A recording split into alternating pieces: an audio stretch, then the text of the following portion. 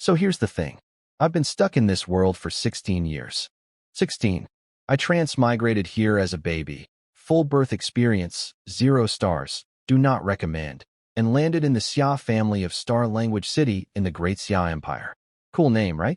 Sounds impressive? Yeah. Well, the impressive part ends there. This world, Tianyuan continent, is all about martial arts.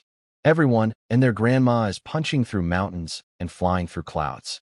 Warriors rank from yellow to mystic to earth to heaven, 9 levels each, and above that there's like 8 more major realms going all the way up to martial god. And me? Xiaofeng, son of the city lord? The young master himself? I can't even generate internal energy. 16 years of training. 10 years of specifically trying to become a basic warrior. Nothing. Nada. My talent is so garbage that if talent was money, I'd owe people. I'm not at the bottom of the barrel. I'm under the barrel, in the dirt, being stepped on by worms. Nobody says it to my face because, you know, my dad literally OWNS this city. But I know what they're whispering at dinner tables. Oh, that Xiaofeng boy, bless his heart. Bless my heart? I'll bless your anyway.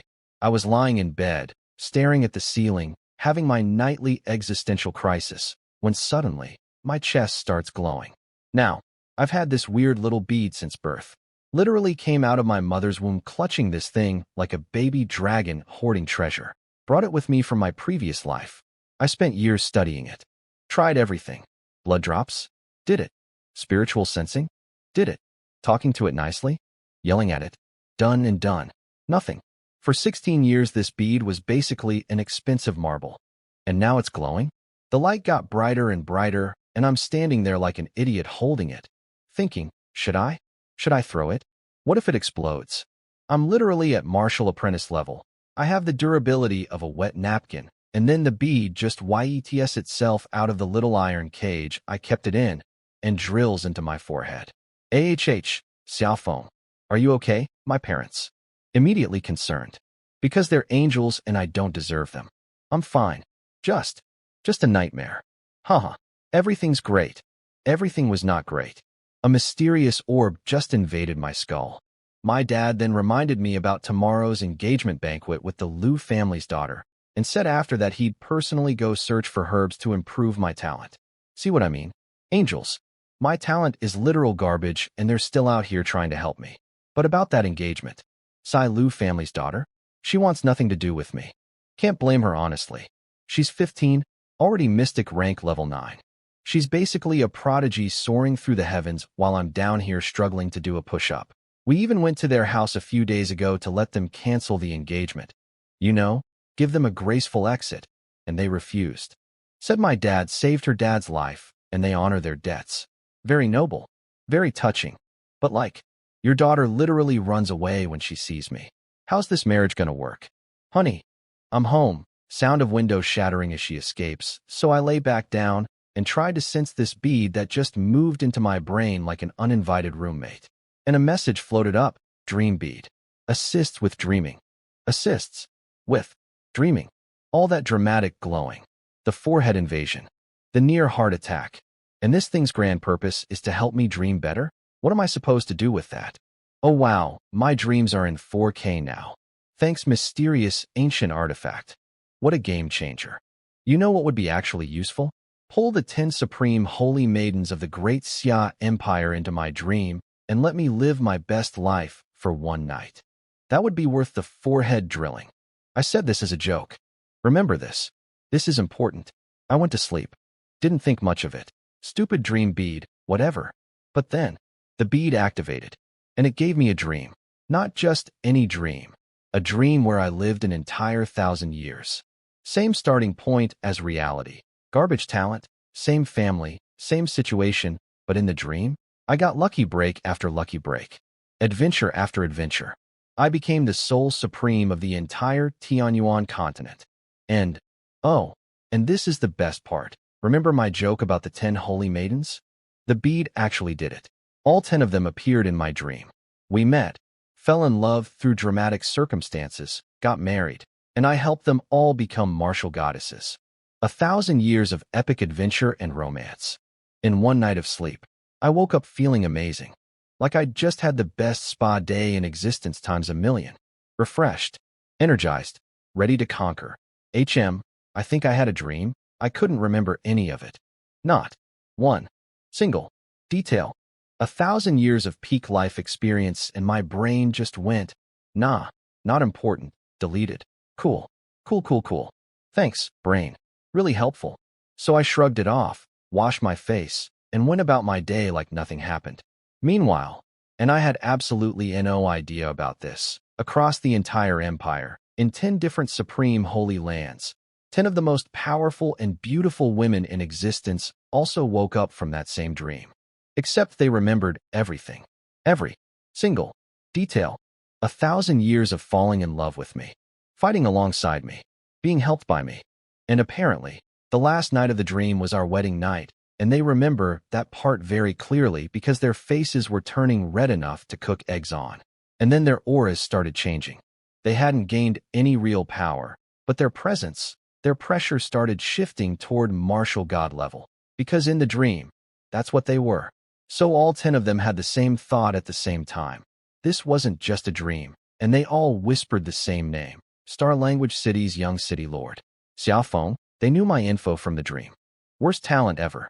About to have an engagement banquet where his fiancée probably wants to dump him. And that banquet? It's today? So all 10 supreme holy maidens, the most untouchable, godlike women in the entire empire, got out of bed, found out where Star Language City was, and started flying here. All 10 of them. At the same time. And I'm just over here brushing my teeth going, man, I slept great last night. What a nice morning. I have no idea what's coming. Faced with tears of joy, so here we are. The engagement banquet. Star Language Grand Restaurant. Everybody who's anybody in this city showed up. Nobles, warriors, family friends, random people who just wanted free food and drama. And boy did they get drama. The vibe was already weird. Everyone knew the situation. Me, 16 years old, can't even generate internal energy, stuck at martial apprentice level like a video game character permanently frozen on the tutorial screen.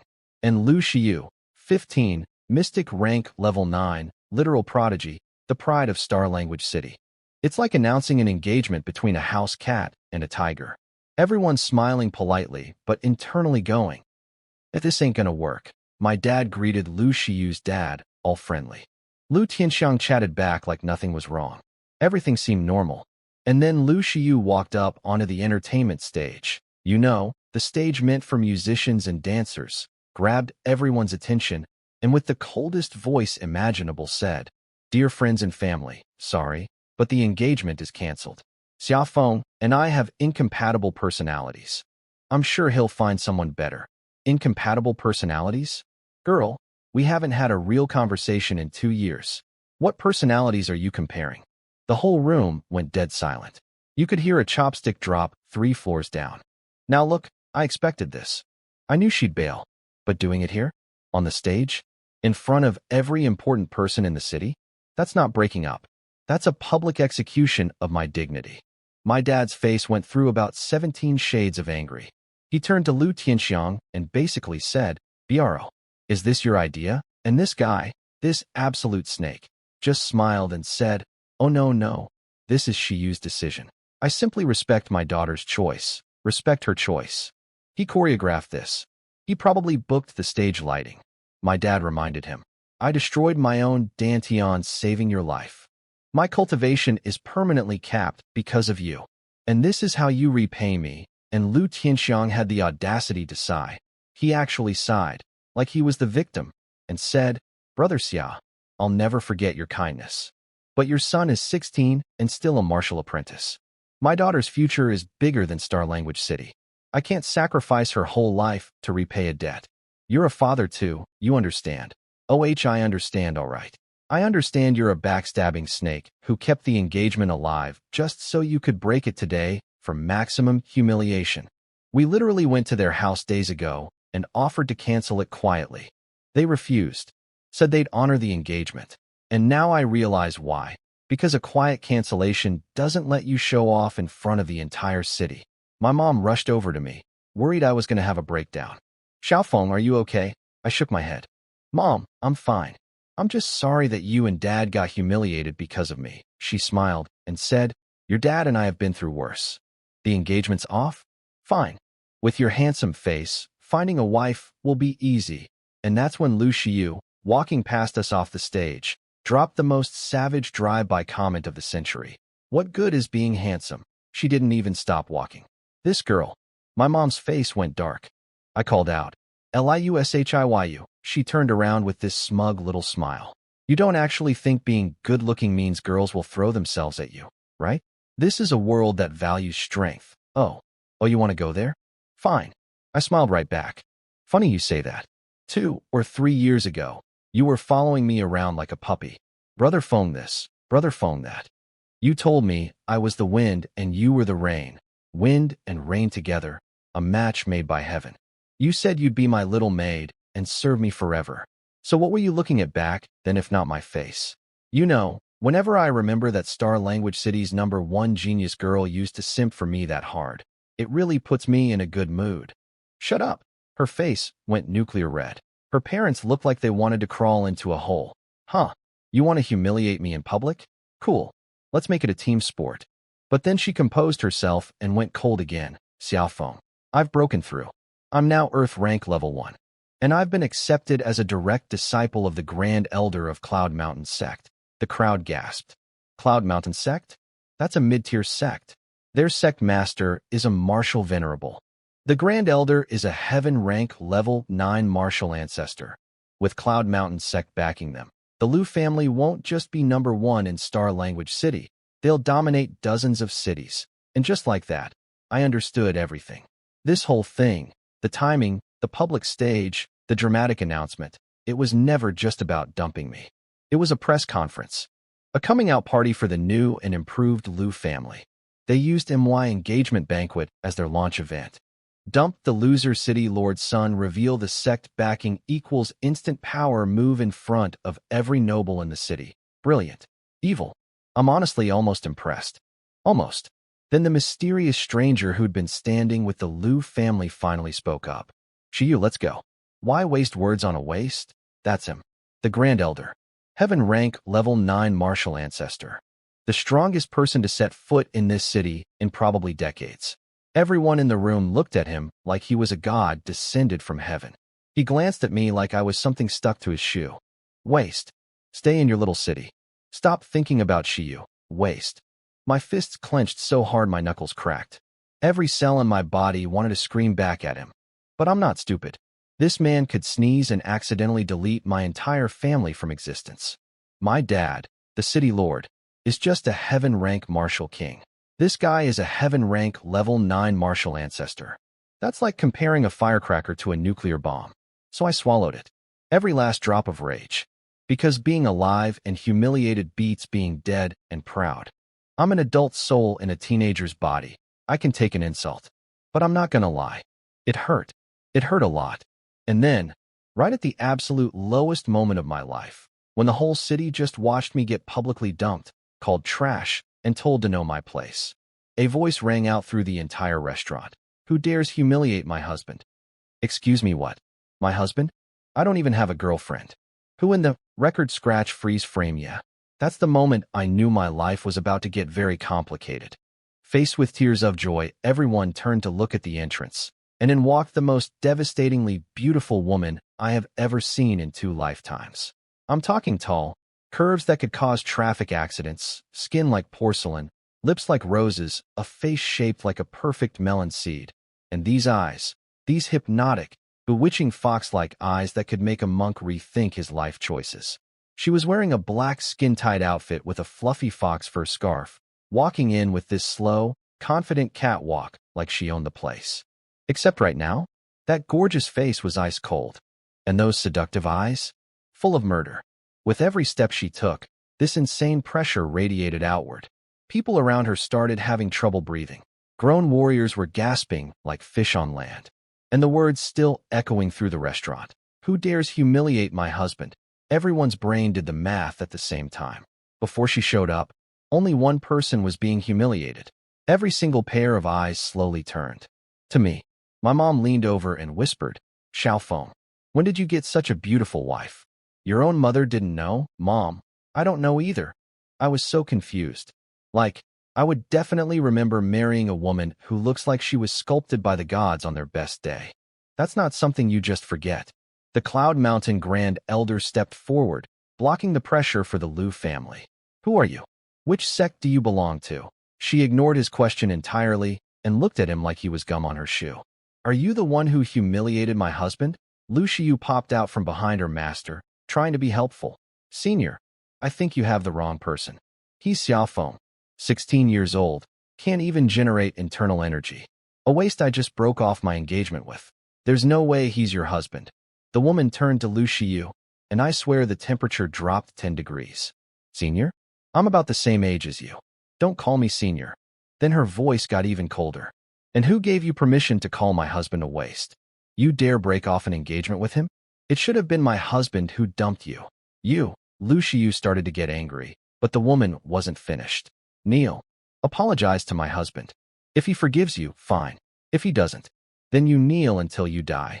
Lu Xiu's face was pure disbelief. You want me to kneel? To that was slap. She didn't even finish the word. 1 second Lu Xiu was standing. The next she was stumbling sideways, crashing to the ground with a bright red handprint on her face and blood trickling from her mouth. Nobody even saw the woman move.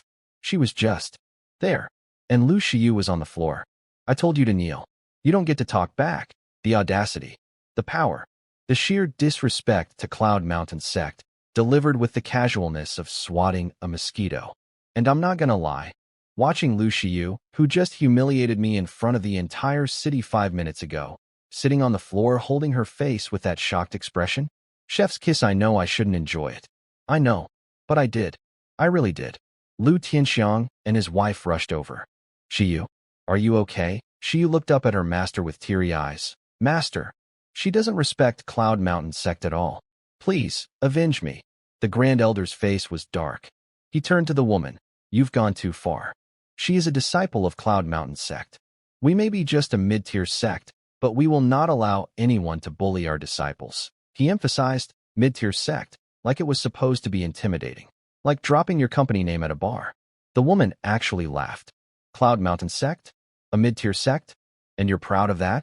Oh, she did not just. Insolent. The Grand Elder exploded with pressure. His full power as a heaven rank level 9 martial ancestor rolled out like a tsunami. Guests stumbled backward, struggling to breathe, faces pale with terror. So terrifying.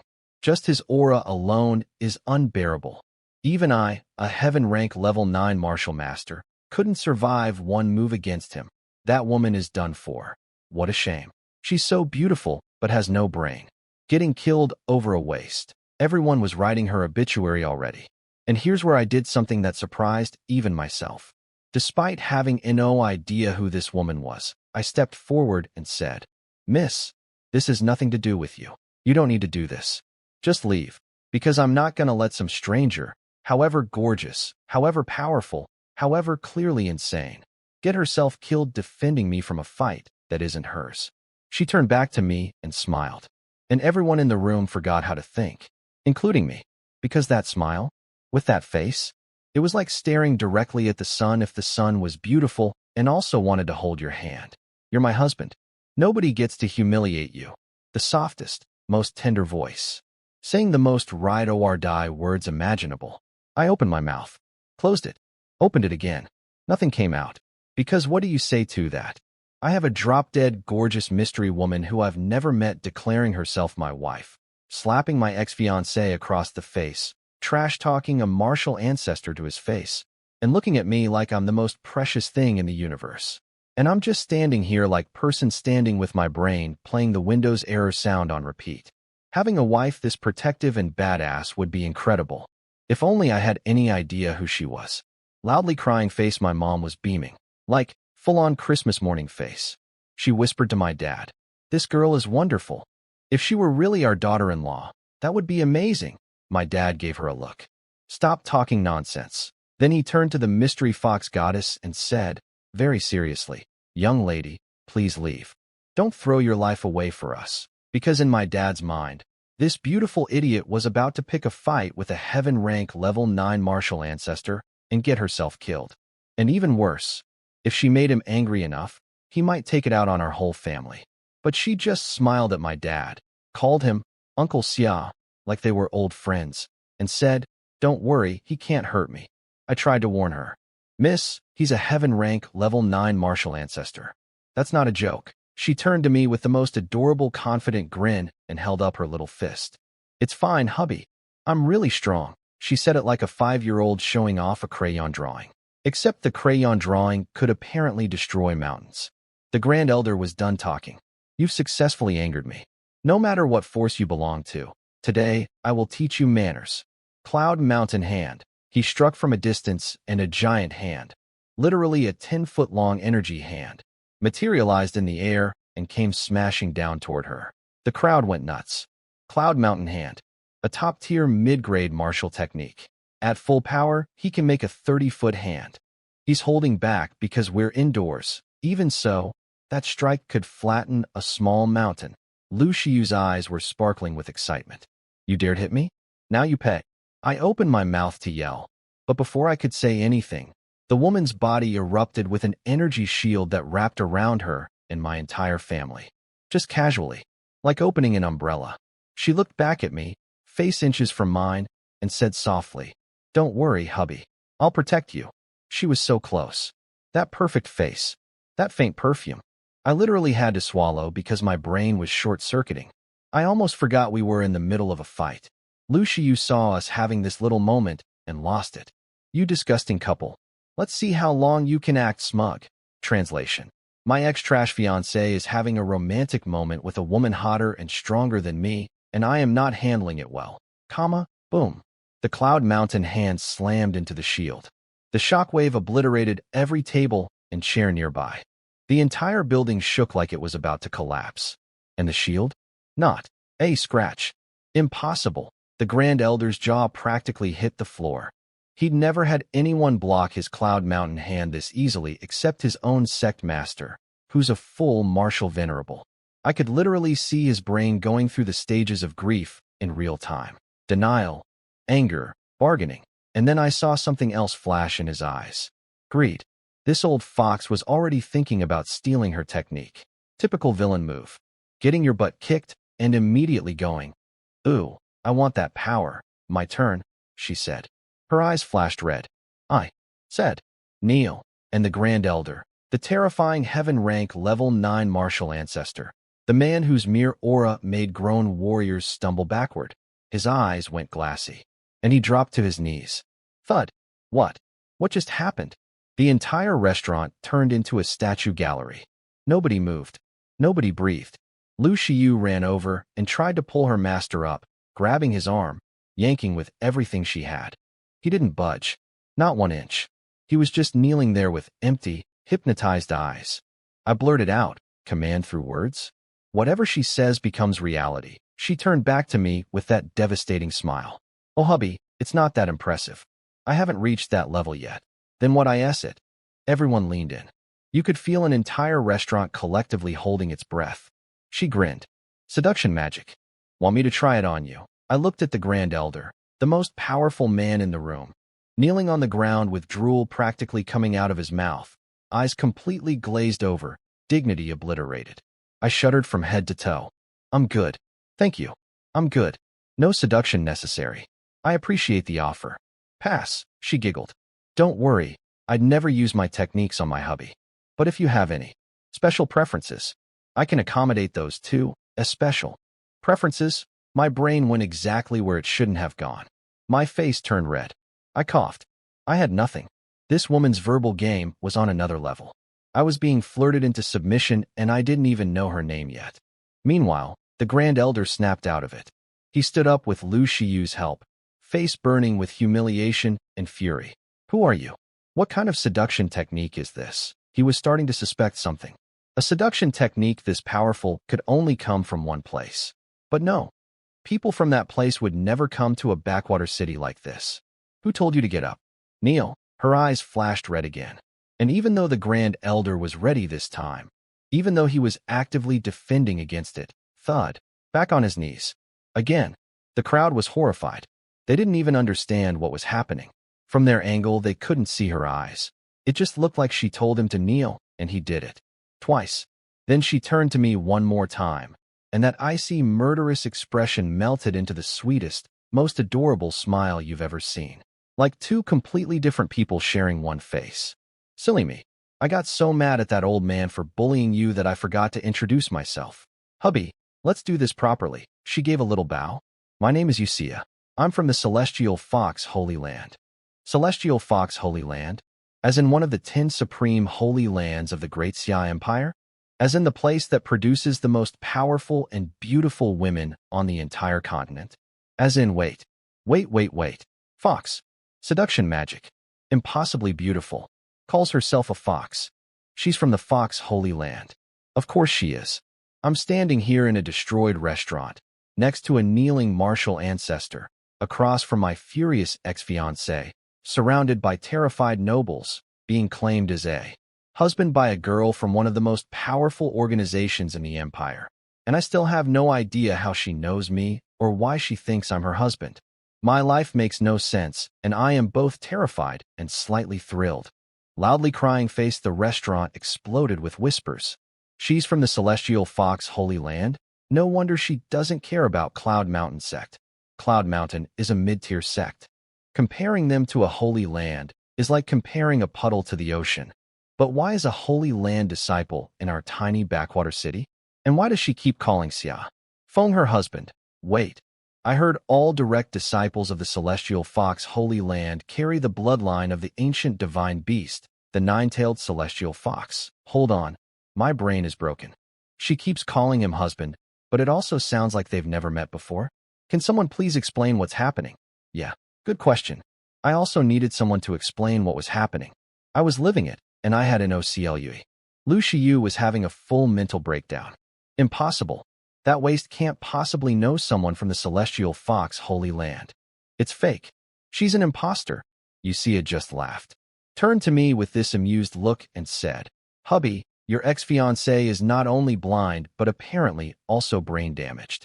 In the entire Great Xia Empire, who would dare impersonate me? Usia, and that's when the Grand Elder, who had just snapped out of his second round of mind control kneeling, heard her full name and literally collapsed onto the ground, face white as a ghost. See, Star Language City is too remote for people to recognize her. But the Grand Elder? He knew exactly who Usia was. She wasn't just a disciple. She wasn't just a direct disciple. She was the Celestial Fox Holy Maiden. The #1 Holy Maiden of the Celestial Fox Holy Land. The top candidate to become the next Holy Land Master. She possessed the Celestial Fox Charm Body, a once-in-a-generation divine constitution that basically guarantees she'll reach Martial Saint level as long as she doesn't die. She was 15 years old and already a Martial Venerable. Let me put that in perspective. The Grand Elder who'd been terrorizing everyone? Heaven rank level 9 Martial Ancestor. That's 2 full realms below Martial Venerable. He was flexing in front of someone who could sneeze him into another dimension. The Celestial Fox Holy Maiden? She's one of the 10 supreme holy maidens of the Great Xia Empire. The crowd's gasps could have powered a wind turbine. And me? I'm just standing here going, howdy-o, I know a holy maiden. I've never left this city. The Celestial Fox Holy Land is thousands of miles away. We have zero connection.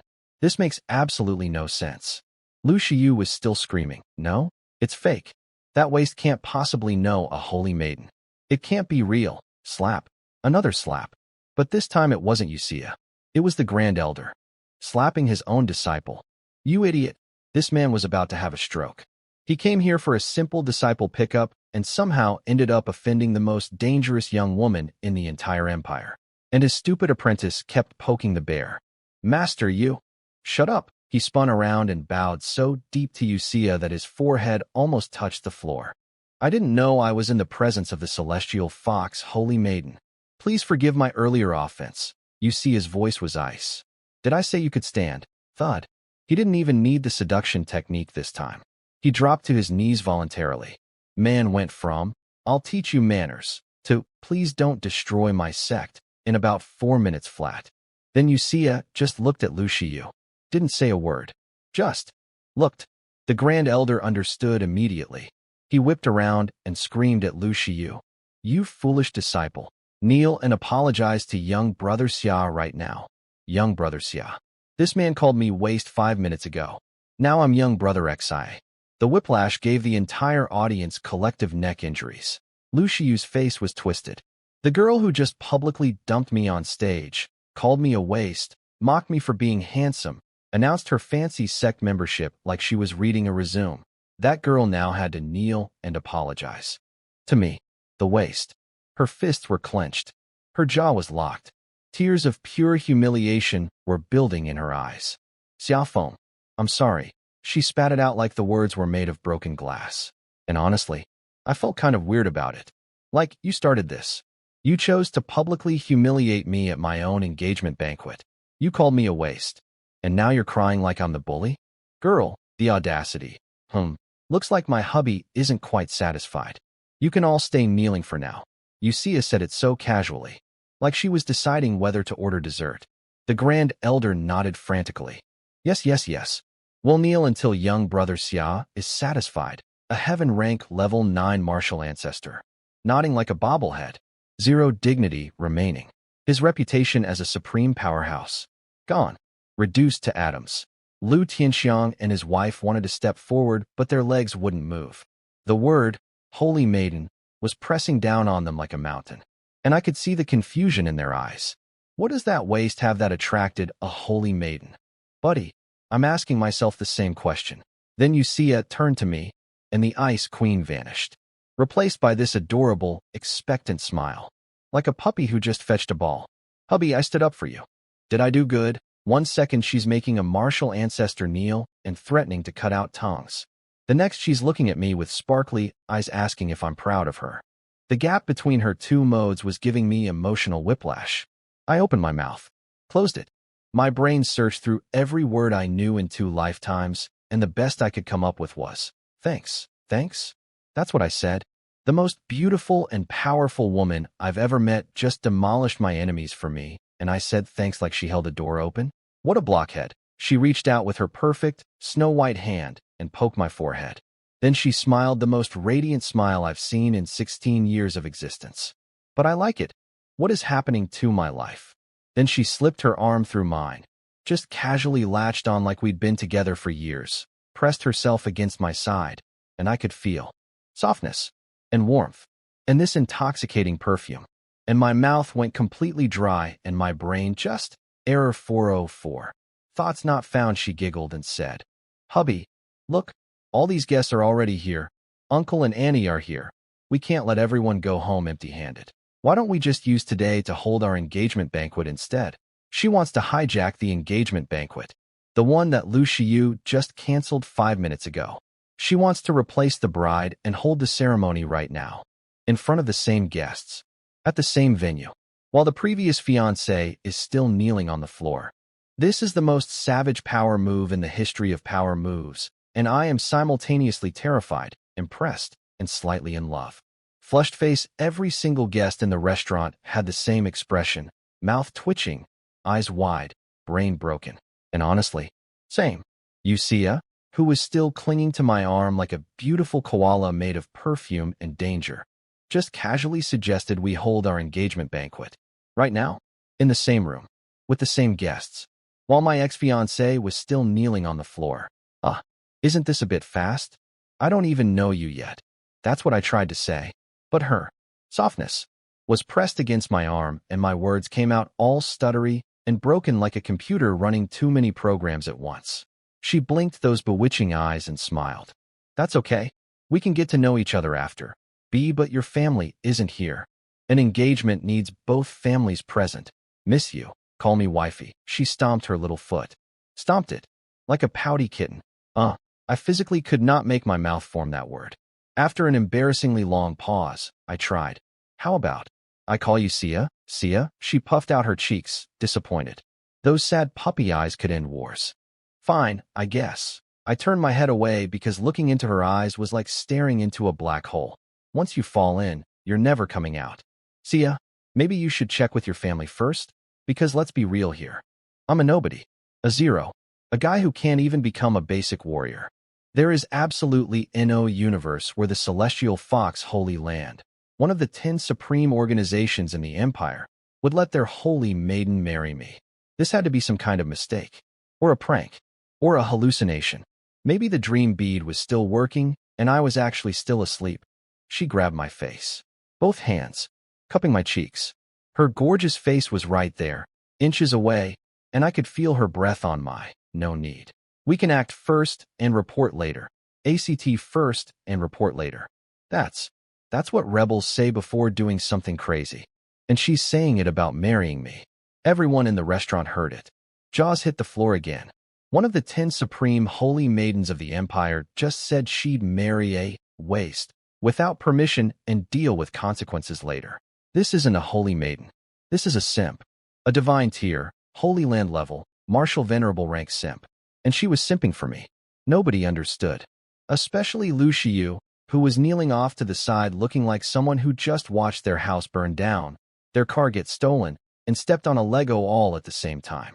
The timing was devastating. She broke off the engagement 5 minutes ago screaming that I was worthless trash. And now the #1 holy maiden in the empire was literally begging to marry me. Lu Xiu looked like a complete clown, and she knew it. I could practically hear her internal scream. Meanwhile, you see his face was getting closer and closer. Her lips were almost touching my cheek. The perfume was making my thoughts dissolve. My arm was experiencing things that my 16-year-old body was not equipped to process. See, can you let go of me first? No. Say you'll marry me, and I'll let go. She squeezed tighter. There are people watching. Who dares look? Every single guest in the restaurant immediately spun around and faced the wall like they were in a police lineup. 300 people suddenly found the wallpaper fascinating. I looked left. I looked right. All I saw was backs. You guys are seriously this scared? Hubby, will you marry me? Her voice was pure honey mixed with danger. Her red lips were millimeters from my face. My brain was melting. My willpower was a sandcastle and she was the ocean, and then it started snowing. Inside the restaurant, snowflakes appeared out of nowhere, drifting through the air like someone opened a portal to the Arctic. The temperature plummeted. All the drinks on the tables froze solid instantly. Warriors who hadn't felt cold in years were suddenly hugging themselves, teeth chattering, rubbing their arms. It's so cold. What's happening? Why is it freezing? These were grown warriors and martial masters shivering like wet kittens. Whatever was causing this was insanely powerful. But weirdly, the snow avoided my family completely. We felt nothing, like we had an invisible warm bubble around us. You see aside, not scared, just annoyed, like someone interrupted her favorite TV show. She got here fast. Who? I asked. She poked my forehead. She really liked doing that, and held my arm tighter. You'll see in a second. Ugh, if you just said yes faster, we could have finished the engagement already. She was mad at me for not accepting her marriage proposal quickly enough because a rival showed up. My life had turned into a dating show, and I didn't even submit an application. The Grand Elder, still kneeling, tried his luck. Celestial Fox, Holy Maiden, we've apologized and knelt for a while now. Could we perhaps leave? He could feel the terrifying power behind the cold. His survival instincts were screaming run. Stay kneeling. Yusia snapped at him. She was annoyed about the incoming competition, and the Grand Elder had the bad luck of asking at exactly the wrong moment. He became her emotional punching bag. Yes, yes, yes. Kneeling. Love kneeling. My favorite activity. The Grand Elder nodded frantically. Behind his back, he secretly crushed a communication jade slip to send an SOS to his sect. This man was desperate. Then Lu Xiu, who apparently had a death wish, stood up and screamed. Celestial Fox, Holy Maiden. Why is that waste worth all this? Oh no. Yusia didn't even bother with the seduction technique this time. She just released her pressure, raw, overwhelming, martial, venerable level pressure, and slammed Lu Xiu back to her knees. Lu Xiu coughed up blood. She finally shut up. Her parents were panicking, but completely helpless. Their biggest protector was kneeling right next to their daughter. And then, Demonis. Release my husband. A cold voice echoed through the restaurant. Everyone turned, shivering, hugging themselves, breath coming out in white clouds, and saw a girl walking in. Blue hair, blue short skirt, round face, big eyes, absolutely gorgeous in a cute but deadly way.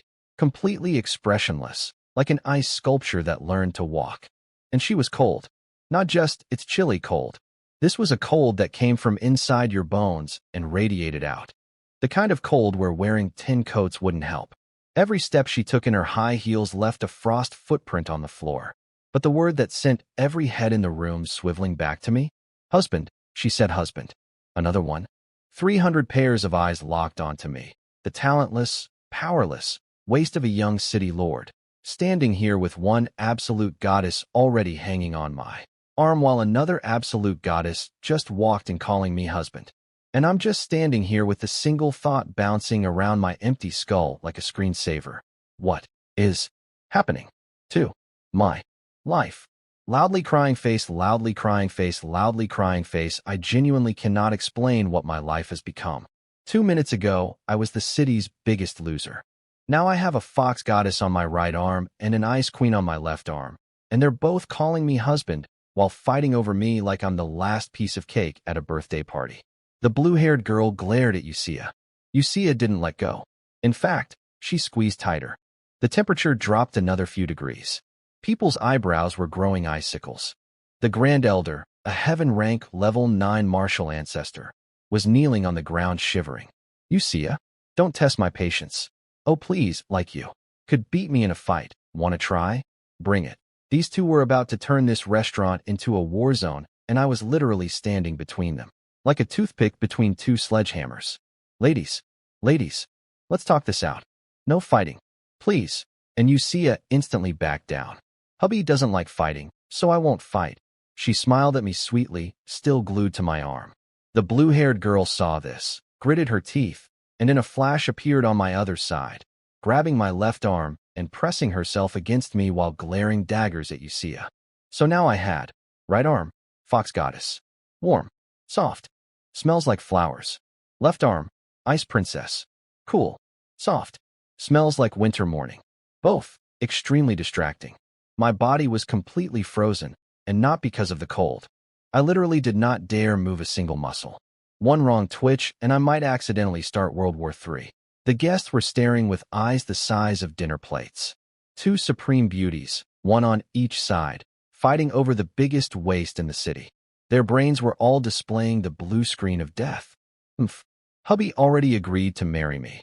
You're too late, Usia said with a straight face. Excuse me? When did I agree? I said, thanks, that's not a marriage vow. The ice girl didn't even flinch, as if he'd agree to marry you. And even if he did, I'll just steal him, she said it so calmly. Like stealing someone's fiancé was as normal as borrowing a cup of sugar. And then, because apparently today was, let's ruin Lu Shiyu's entire life day, Lu Shiyu couldn't take it anymore. She stood up from her kneeling position and let out this raw, desperate scream.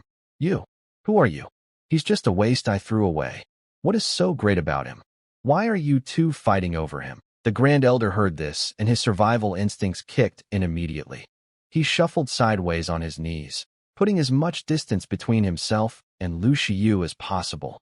This man, a heaven rank level 9 martial ancestor, was walking away from his own disciple like she was a live grenade. And I could practically hear his internal monologue. I'm kneeling here not daring to breathe, and this idiot Earth rank level 1 disciple keeps provoking people who could blink us out of existence. Kneel. You see as pressure slammed Lu Shiyu back down to the ground. But the ice girl also turned to look at Lu Shiyu, and her eyebrow raised just slightly. In a voice that could freeze lava, You're Lu Shiyu? Lu Shiyu tried to speak.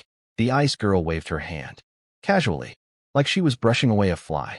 Ice erupted from the ground beneath Lu Shiyu and encased her entire body in seconds. Frozen solid, head to toe, completely immobilized. You could see through the ice that her face was twisted in agony. The frost wasn't just cold, it was inflicting pain. But she couldn't move, couldn't scream, couldn't even open her mouth. Just a Lu Shiyu popsicle. Her parents rushed over and touched the ice, only to yank their hands back like they'd grabbed a hot stove. Except the opposite. The cold was so intense it burned. Lu Shiyu's mom turned to the ice girl, crying, Miss, even if you like Xiaofeng, you don't have to do this to my daughter. Relationships should be mutual. She doesn't like him. What's wrong with breaking off the engagement? The ice girl responded with zero emotion. Breaking off the engagement is fine. Everyone blinked. Oh, but from what I know, my husband and Uncle Xia personally went to your house days ago to let you cancel the engagement. And you refused. Then just days later, you cancel it here, at the banquet, in front of the entire city. If you'd done it privately, that would just make you blind. But what you did today was deliberately designed to humiliate my husband and his family. She paused. I don't forgive that. The restaurant went quiet. Because she was right. She laid out the facts, and everyone realized the Liu family had played this perfectly dirty. The guests started murmuring, now that she mentions it. The Xia family did go to the Liu house first. They refused the quiet breakup just so they could do it publicly. That is pretty scummy. When I said the exact same thing earlier, nobody cared. But when a terrifyingly powerful ice goddess says it, suddenly everyone agrees. Cool. Really feeling the love, Star Language City. Really feeling it. Liu Tianxiang begged. Even so, my daughter doesn't deserve to die. Please show mercy. The ice girl didn't even look at him. Someone with no eyes doesn't even qualify to die by my hand. This is just a small lesson. She won't die. A small lesson. She froze a girl into a human ice sculpture and called it a small lesson. I looked at the ice girl on my left, then at the fox goddess on my right. Both incredibly beautiful. Both absurdly powerful. Both absolutely terrifying. And both calling me husband. And I still had no idea why either of them knew who I was. My morning started with brushing my teeth and thinking, wow, great sleep. And now I'm standing in a destroyed restaurant. Left arm claimed by an ice maiden, right. Arm claimed by a fox maiden. My ex is frozen in a block of ice. Her master is kneeling on the floor, and apparently more might be coming. I didn't ask for this life, but I can't say I'm hating it. Grinning face with sweat, so the ice girl noticed the Grand Elder kneeling next to the Lu Xiu popsicle and blinked. Huh? Who's this guy? The Grand Elder, who'd been kneeling for so long his knees were probably fused to the floor, immediately put on his best suck-up smile. Hello? I'm the Grand Elder of Cloud Mountain Sect. OH. So you're the Cloud Mountain Grand Elder? His eyes lit up. The way she said it, he thought maybe she was friendly with Cloud Mountain Sect. Maybe he had an out. He nodded eagerly. Yes, that's me. You also insulted my husband, right? The light in his eyes died instantly. She waved her hand. I shot up from the floor toward him. This time, he actually reacted, channeled his energy, and launched himself backward across the room into a corner. Because getting frozen meant putting his life in someone else's hands, and he wasn't going down without. You dare resist? She didn't even move. A ball of frost just appeared behind him and encased his entire body before he could blink. One of the most powerful warriors in the region, frozen into an ice sculpture, with a casual wave, while barely paying attention. Everyone in the restaurant sucked in a collective breath, so hard I'm surprised the building didn't implode. Liu Tianxiang and his wife went chalk white and stumbled backward. They'd been about to beg for Liu Xiu's release, but after watching that, yeah, no, begging privileges revoked. They looked like they were trying to melt into the wallpaper. And then, and this is the part that kept breaking my brain, the ice girl turned to me with this bright, expectant look on her face, like a cat that just brought you a dead bird and wanted praise. Hubby, wasn't I amazing? 1 second. Frozen a martial ancestor with a flick of her wrist, radiating enough killing intent to frost an entire building. Next second, big round eyes, pouty lips. Tell me I did good. The emotional whiplash from these women is going to give me a heart condition. Yes.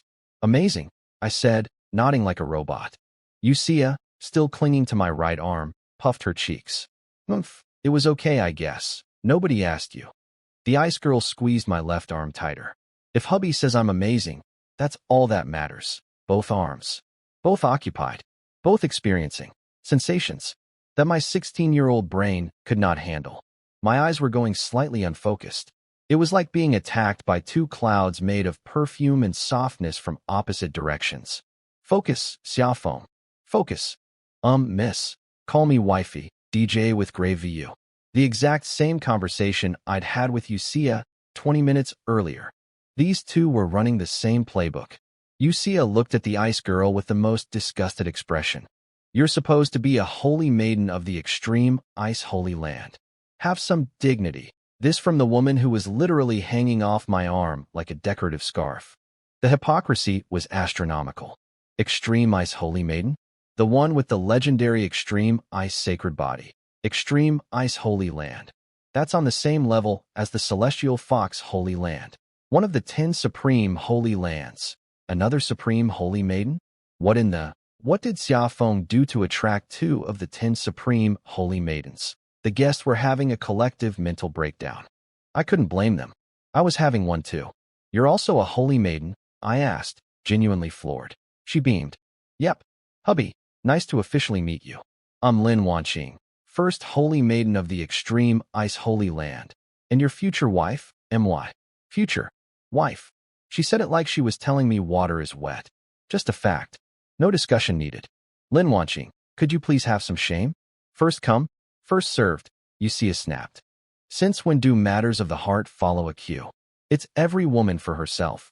Lin Wanqing smiled sweetly. I tried, very weakly. Could I interrupt for a second? Yes, hubby, they said I in unison. Same sweet voice. Same loving tone. Perfectly synchronized. Terrifying. Could you? Maybe. Let go of my arms. I mean, yes, both arms were submerged in paradise. Yes, it felt incredible. But I was a pure-hearted young man, and this level of stimulation was torture on my innocent soul. No, they said together, squeezing harder. Haha. Just kidding, forget I asked. I gave up. Completely. If you can't beat them, become a human teddy bear. I let both supreme holy maidens compress my arms with their assets, and decided to accept my fate. Behind me, I heard my mom whisper to my dad, Honey, these 2 girls are both great. Which one should we pick as our daughter-in-law? I can't decide, my dad hissed back. Are you crazy? Those aren't ordinary girls. That's Yusia the Celestial Fox Holy Maiden and Lin Wanqing the Extreme Ice Holy Maiden. You think women of that caliber would actually want to marry our son for real?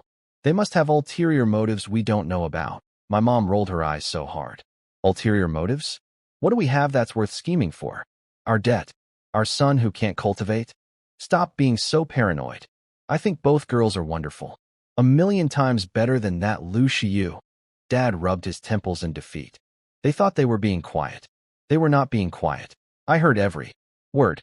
And when I looked at Yusia and Lin Wanqing, they both had this amused little smirk that said, yeah, we heard that too. I wanted to crawl into a hole and perish. Sounds like Annie approves of me as a daughter-in-law. Yusia sang.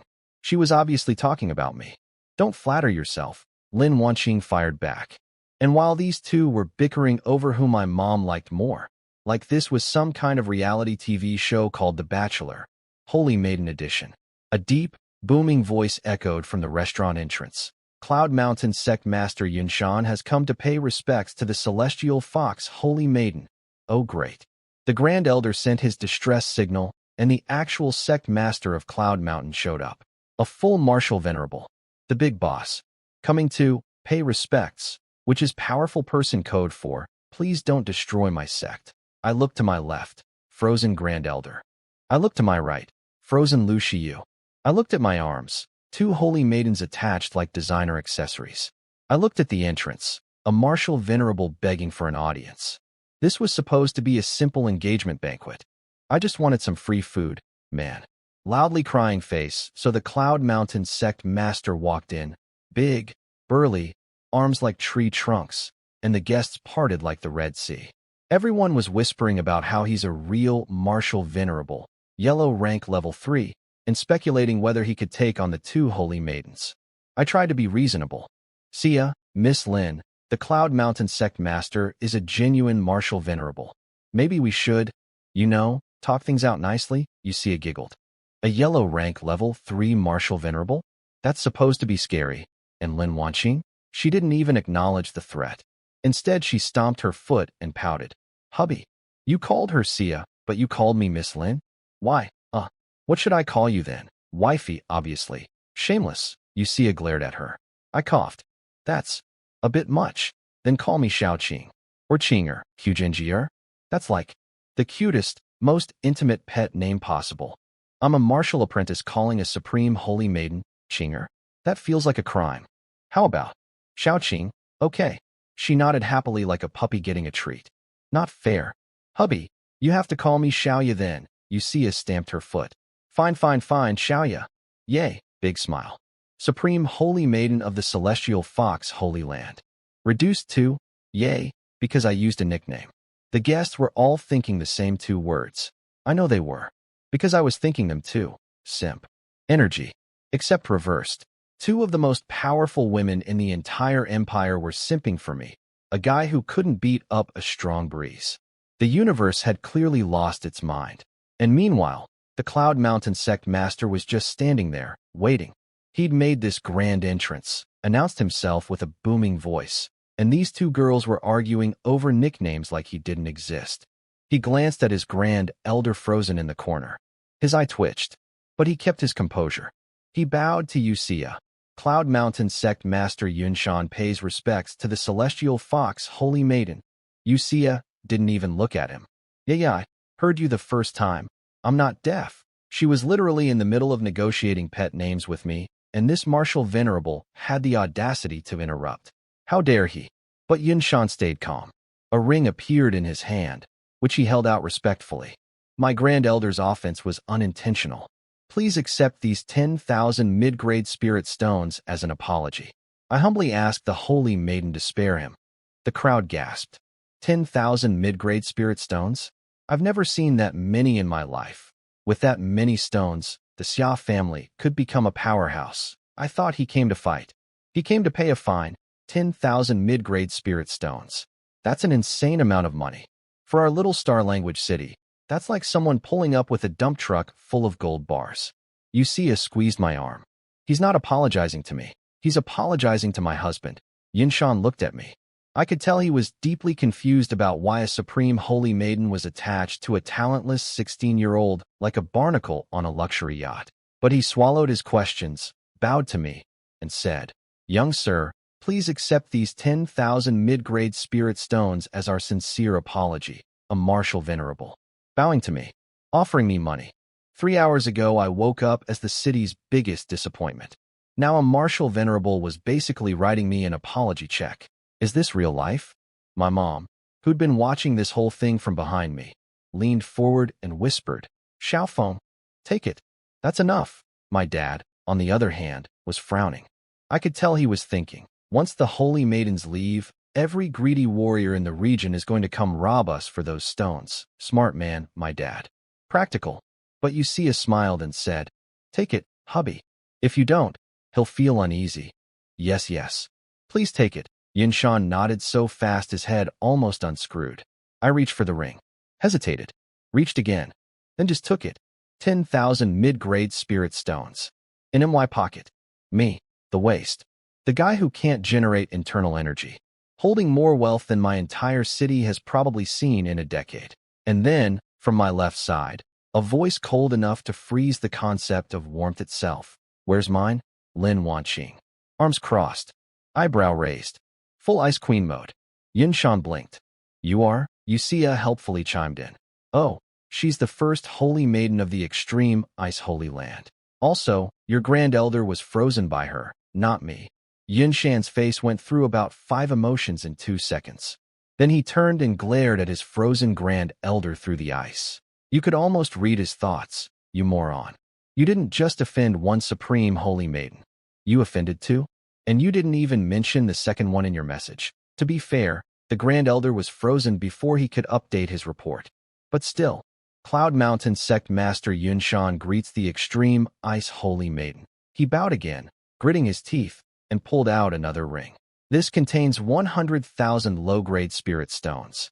Please accept it as our apology. You could feel him crying inside. These stones had just been mined from their spirit vein. Fresh out the ground. Not even used yet. And now he was handing them over because his idiot Grand Elder couldn't keep his mouth shut. Lin Wanqing's icy gaze didn't waver. You're not apologizing to me. You're apologizing to my husband. Yunshan looked at me again. This poor man. He could not wrap his brain around it. 2 supreme holy maidens. Both pointing at the same random kid. Both saying, apologize to him. He bowed to me a second time, handed over the ring, and I could see the question burning behind his eyes. Who is this boy? Brother, if you figure it out, please tell me, because I have no idea either. I now had 2 rings full of spirit stones. Enough wealth to transform my entire family's fortunes.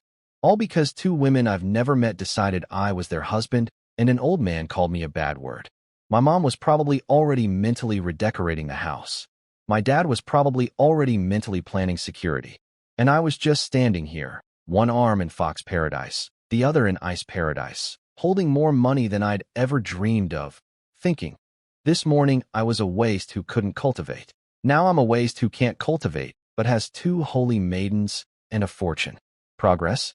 Faced with tears of joy, Yinshan couldn't leave fast enough. Can we go now? Please, get lost, Yusia and Lin Wanqing said in unison. Literally the only thing they agreed on today. Yes, yes, yes. Leaving. Gone. Goodbye. Yinshan grabbed his thought-out grand elder, who immediately bowed and stammered. Thank you for not killing me. Thank you so much. Very generous. Best holy maidens ever. They scrambled. The grand elder, this mighty heaven rank level 9 martial ancestor who walked into this restaurant calling me waste and threatening to teach people manners, practically sprinted out the door with his tail between his legs. His entire worldview had been shattered, his dignity cremated, and his sect's treasury significantly lighter. Beautiful. Meanwhile, Lin Wanqing waved her hand and released the ice on Lu Shiyu. The girl emerged looking like someone who'd been locked in a freezer for a week. Lips blue, body shaking uncontrollably, completely drained of internal energy. She'd been using her bare flesh to endure that freezing power after her energy ran out. And yet, even now, she was glaring at me with pure hatred. Me, the guy who tried to quietly cancel the engagement days ago to save everyone's face. The guy whose dad literally ruined his own cultivation saving her father's life. And she's looking at me like I'm the villain. Girl, you chose to reject the private breakup. You chose to turn the engagement banquet into your personal press conference. You chose to publicly humiliate me and my family for clout. Everything that happened to you today is a direct consequence of your choices. But sure, glare at me. That'll fix everything. Her parents helped her up. Her mom looked at me, sighed, and said, let's just go. Her dad muttered something about how she should forget today and focus on Cloud Mountain sect. Forget? Lu Shiyu's eyes said she would never forget. Not in a moving on way. In a I will burn this into my memory and use it as fuel for revenge way. Cool. Looking forward to that subplot. Really needed more drama in my life. They turned to leave, and husband XIA phone. I'm here. A blazing hot voice exploded from the restaurant entrance. The temperature, which had been Arctic thanks to Lin Wanqing, suddenly shot up like someone cranked the thermostat to the surface of the sun. All the ice and frost that had been coating the restaurant started melting instantly. Puddles formed everywhere. Guests who were shivering a second ago started sweating. So hot, weaker guests were literally dripping sweat like they'd been thrown into a sauna. I froze. Well, the opposite of froze. I heated. Another one coming for me. What is today? Is there a sign on my back that says, husband applications accepted here? Did someone post a listing? Yusia and Lin Wanqing both frowned at the same time. They clearly knew who this was, and they were not happy about it. Another competitor. Their grip on my arms tightened simultaneously. HSSSSS. My body went rigid.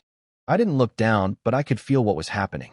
The softness on both arms had gone from pleasantly compressed to critically deformed. 2 supreme holy maidens were using my arms as stress balls, and their stress was increasing. I had one very important thought. Thank God these are real. If they were inflatable, they would have popped. I know. I'm terrible. But I'm a 16-year-old boy being squeezed between 2 of the most beautiful women in the empire. My thoughts are not going to be noble right now. The guests near the entrance parted. Even Yunshan and the Lu family, who'd been trying to leave, had to step aside. And in walked a girl in a flowing red dress with fiery red hair cascading over her shoulders, crimson eyes that literally seemed to glow, and a body that, I'm not exaggerating, matched Yusia and Lin Wanqing curve for curve. She had her hands behind her back, and she was skipping, like a kid going to a candy store. Bounce, bounce, bounce, huge smile, radiating heat like a human bonfire. If Yusia's entrance was seductive fox queen with murder in her eyes, and Lin Wanqing's entrance was emotionless ice goddess freezing the world, then this girl's entrance was spicy volcano princess who's thrilled to be here. 3 women. 3 completely different energies. All equally devastating. All apparently here for the same reason. Me. The city's most talented failure. The boy who can't generate internal energy. The human participation trophy. 3 supreme beauties were now in this restaurant. and based on the pattern, I was about to have a third girl attach herself to my body. Except I was out of arms. Both arms were taken. I had no more limbs to offer. What was she going to grab? My leg? My head? The Liu family was frozen, emotionally, not literally this time. In the doorway, watching a third impossibly beautiful woman arrive for me. Liu Shiyu's face was a masterpiece of suffering. Every new woman who showed up made her decision to dump me look worse. 1. Holy maiden showing up? Maybe a coincidence. 2. Suspicious. 3. At 3, you're not unlucky. You're a clown. And Liu Shiyu was becoming the entire circus. I looked at the red-haired girl bouncing toward me with the happiest smile I'd ever seen, radiating enough heat to melt steel, and I thought, this morning, my biggest problem was that I couldn't cultivate internal energy. Now my biggest problem is that I'm running out of body parts for holy maidens to grab. How did my life become this? Loudly crying face, loudly crying face, loudly crying face. Every guest in the building was thinking the exact same thing. Please tell me this isn't another holy maiden. Spoiler, it was absolutely another holy maiden. Behind me, my mom was practically vibrating with excitement. Honey, another daughter-in-law. Xiao Feng is amazing. 3 top-tier wives. If he could marry all of them, that'd be perfect. My dad rolled his eyes into another dimension. When we got married, you told me men must be loyal to one woman. But for our son, it's suddenly a buffet? That's different. My mom glared at him, then suddenly got suspicious. Wait, why are you bringing up loyalty? Have you been looking at some old woman? And no. I was just commenting. You better not be. I wanted to evaporate. My parents were having a domestic dispute about fidelity 5 feet behind me, while 2 holy maidens were literally pressed against my body. And these 2 could hear everything. Your uncle and auntie are pretty fun, Yusia giggled. Lin Wanqing nodded in agreement. Huh. I laughed the laugh of a man whose soul has left his body. The red-haired girl was bouncing toward us, literally skipping, hands behind her back, biggest smile in the world, when she suddenly stopped. She'd spotted Liu Shiyu. Her cute eyebrows furrowed. You're Liu Shiyu? The one who broke off the engagement at the banquet and humiliated my husband. Liu Shiyu's face twisted. Another one. Another impossibly beautiful woman calling that. Waste, her husband. Her fists clenched so hard her knuckles cracked. The fire girl looked Liu Shiyu up and down like she was inspecting a disappointing vegetable at the market. Then she delivered the most brutal roast I've ever witnessed. You're not even that pretty. My personal maid is better looking than you. Oh no, she didn't. With your level of talent, 15 years old, and only Earth rank level 1? You call yourself a genius? You're not even qualified to carry my husband's shoes. Every warrior in the room silently lowered their heads. Because if Liu Shiyu's talent was trash, then their talent was, what? Subterranean? Most of them hadn't even reached Earth rank, and they were way older than 15. Liu Shiyu was shaking with rage. She lifted her head and spat out. Even so, I'm still better than Xiaofeng. Slap. The fire girl backhanded her so fast Liu Shiyu hit the ground before the sound even registered. You dare compare yourself to my husband? 3 slaps. From 3 different women. In one morning. Liu Shiyu's face was collecting handprints like a passport collects stamps. Her mom, bless her heart, or maybe curse her judgment, lost her mind and screamed at the fire girl. What gives you the right to hit my daughter for no reason? No reason. The fire girl's eyes went cold. She deliberately humiliated my husband at his own engagement banquet. A slap is her getting off easy, and the thing is, she was right. From the dream, which I still didn't know about, she knew the full consequences of what Liu Shiyu had planned. In that dream future, after the public humiliation, my family could never show their faces in Star Language City again. Liu Shiyu used Cloud Mountain Sect's backing to rise up, took over the city lord position, and drove my family out. We became homeless wanderers. Obviously, I had no idea about any of this. I just thought this fire girl was really intense about defending a stranger's honor. Liu Tianxiang grabbed his wife and daughter. We're leaving. Did I say you could leave? The fire girl's voice could have set water on fire. Liu Tianxiang turned around, desperation breaking through his composure. What more do you want? You want to kill us over this? Kill you? I don't want to dirty my hands. She turned to Liu Shiyu. I heard you joined Cloud Mountain Sect. And this is where it got beautiful. Yun Shan, the Cloud Mountain Sect master, a full martial venerable, who was trying to quietly sneak out the door, spun around, and set at top speed. No.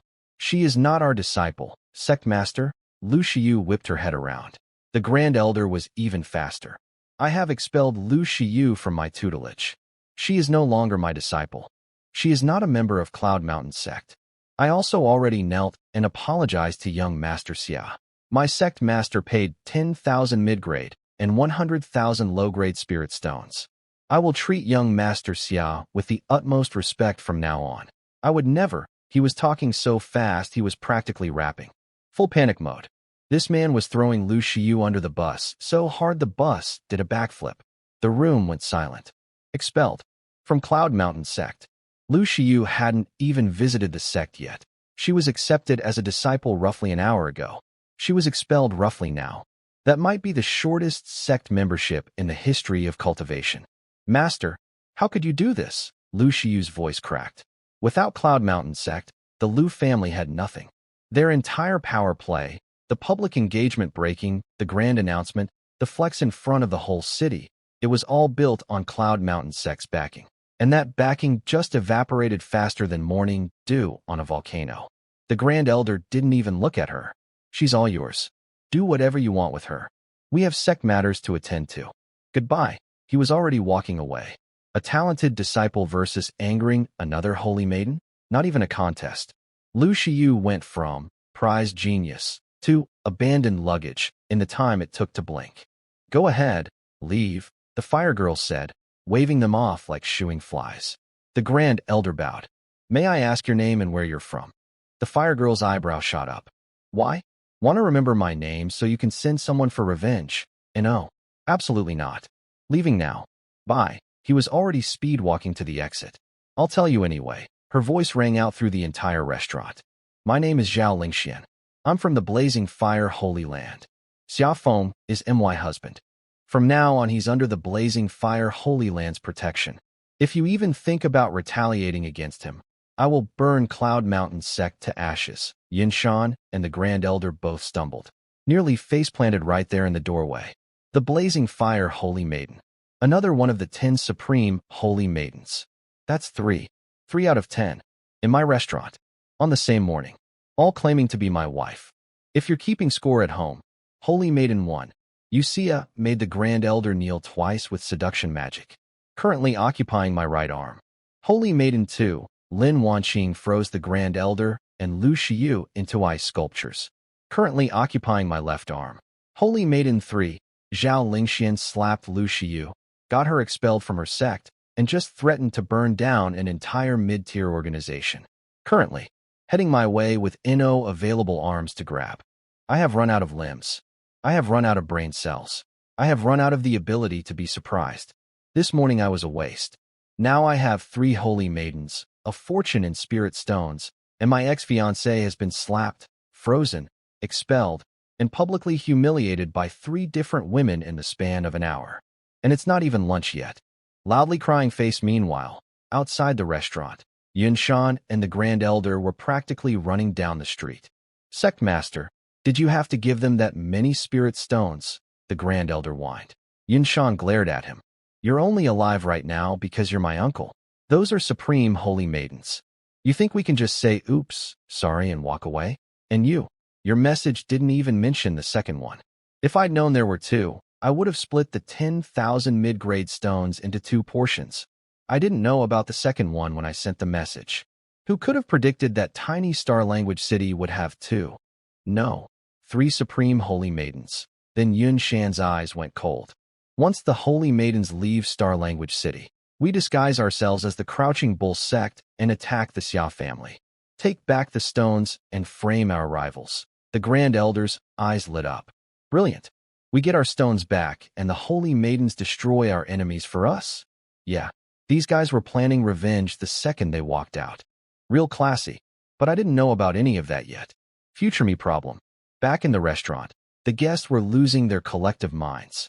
Zhao Lingxian has the fire spirit's sacred body. She's the first holy maiden of the Blazing Fire Holy Land. Another supreme holy maiden? For Xia Feng, has the world gone insane? The Lu family was frozen in place, mentally, emotionally, spiritually. They'd watched my life go from pathetic waste to fought over by 3 supreme holy maidens in about 45 minutes. And me? I was so confused I thought I might actually be dreaming. I tried to pinch my own face to check, but when I moved my arm, I felt softness and immediately stopped moving. Hey, you see his cheeks turned pink and she side-eyed me. I swear that was an accident. I wasn't trying to. She smiled that devastating smile. If you marry me, you can do whatever you want. Demoness. Stop being disgusting. Lin Wanqing snapped from my other side. Mind your own business. While these two were bickering across my chest like I was a disputed border territory, Zhao Lingxian turned back to the Liu family. Her cute bouncy demeanor vanished, replaced by cold business logic. Cloud Mountain sect paid 10,000 mid-grade stones and 100,000 low-grade stones to apologize. Can you match that? The Liu family? One of 3 noble families in a mid-tier city? Match the treasury of an entire mid-tier sect? Liu Tianxiang's face said it all. Didn't think so? Well then, let's do a little barbecue. Barbecue? She waved her hand and a wall of fire erupted from the ground, encircling the entire Liu family. Not super tall, but the heat radiating from it made guests 50 feet away feel like their skin was peeling. Inside that ring, the Liu family was being roasted. They burned through their internal energy trying to shield themselves, and when that ran out, they had nothing but raw flesh against the heat. Their clothes didn't catch fire. Oh no, that would be too merciful. Instead, the fabric heated up like an iron pressed directly against their skin. The screaming started immediately. And Lu Shiyu? She had it the worst. She still had Lin Wanqing's ice power lingering inside her from being frozen earlier. And this wasn't regular ice. This was supreme holy maiden ice. It didn't melt easily. So while Zhao Lingshuan's fire was burning her from the outside, the ice was freezing her from the inside. Ice and fire. At the same time. In the same body. That's not punishment. That's a physics experiment conducted on a human being. Liu Tianxiang screamed. Are you trying to kill us? Zhao Lingxian looked bored. Kill you? You're not worth the effort. This is just a small lesson. As long as you don't do anything stupid, you won't die, and won't wish you were dead, are 2 very different statements, and the guests all noticed she only promised the first one.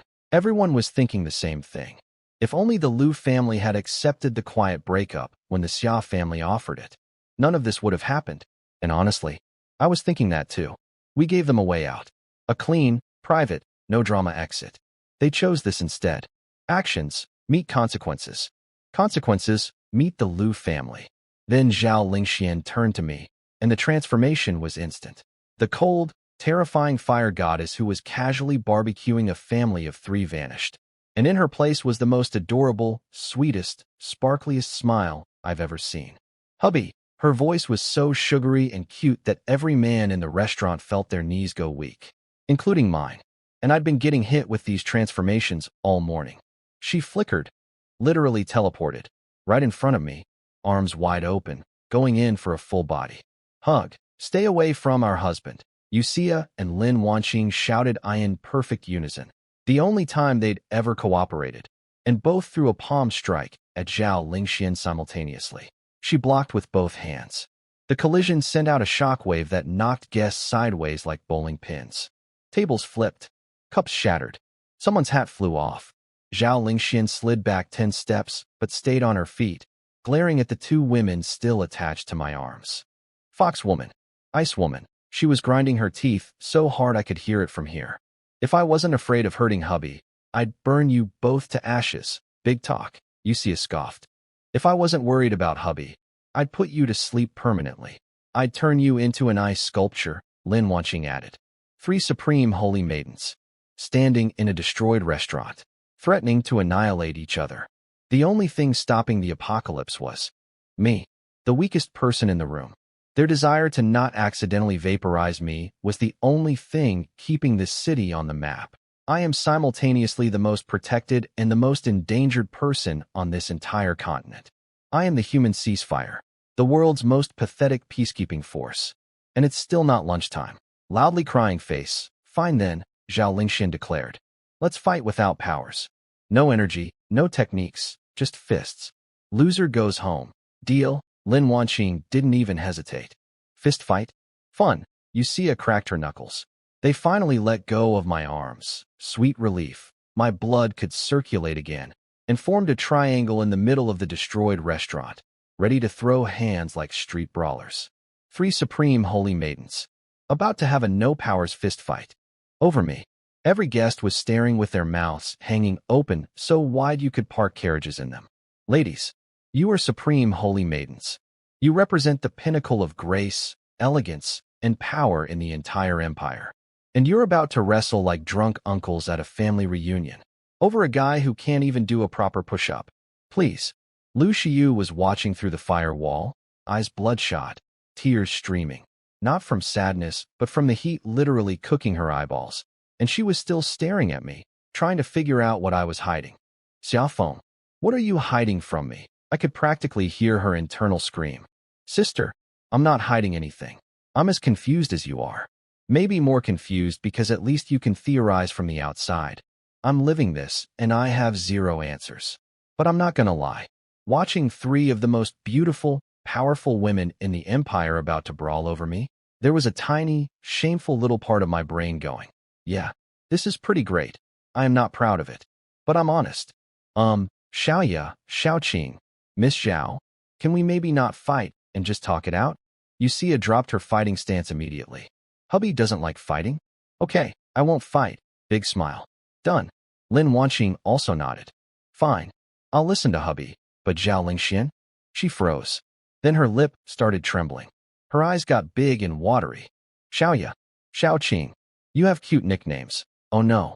But I'm still Miss Zhao? Her voice cracked. Actual tears started forming in her eyes. Her bottom lip was quivering.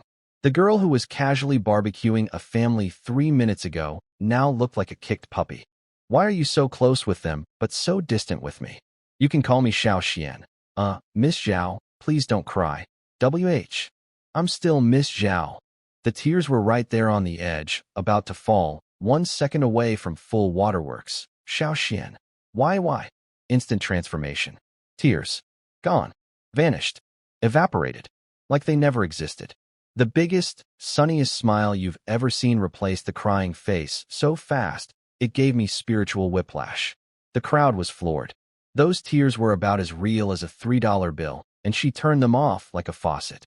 Yusia and Lin Wanqing both rolled their eyes simultaneously. Even they had to respect that acting performance. And here's the thing I didn't realize. These 3 women knew exactly what worked on me. The dream. 1,000 years of living with me in that dream. They knew I couldn't handle girls crying. They were using my own personality against me like a cheat code. I was being played, and I didn't even know the game existed. Hubby, when are you going to marry me? So many guests are here already. Why not do the wedding ceremony today? Wait, didn't Yusia ask for an engagement ceremony? Now she wants to skip straight to the wedding. Yeah? The crowd caught that. Yusia proposed an engagement banquet. Zhao Lingxian said forget engagement. Let's go straight to marriage. She was trying to speed-run the relationship. If anyone's marrying hubby, it's me, Yusia snapped. No, hubby is marrying me, Lin Wanqing countered. Here we go again. Round 47 of, who gets the waste husband? I really need to print a tournament bracket at this point. Humph. Well, I brought my dowry, Zhao Lingxian said smugly. So did I, Yusia shot back. Same here, Lin Wanqing added.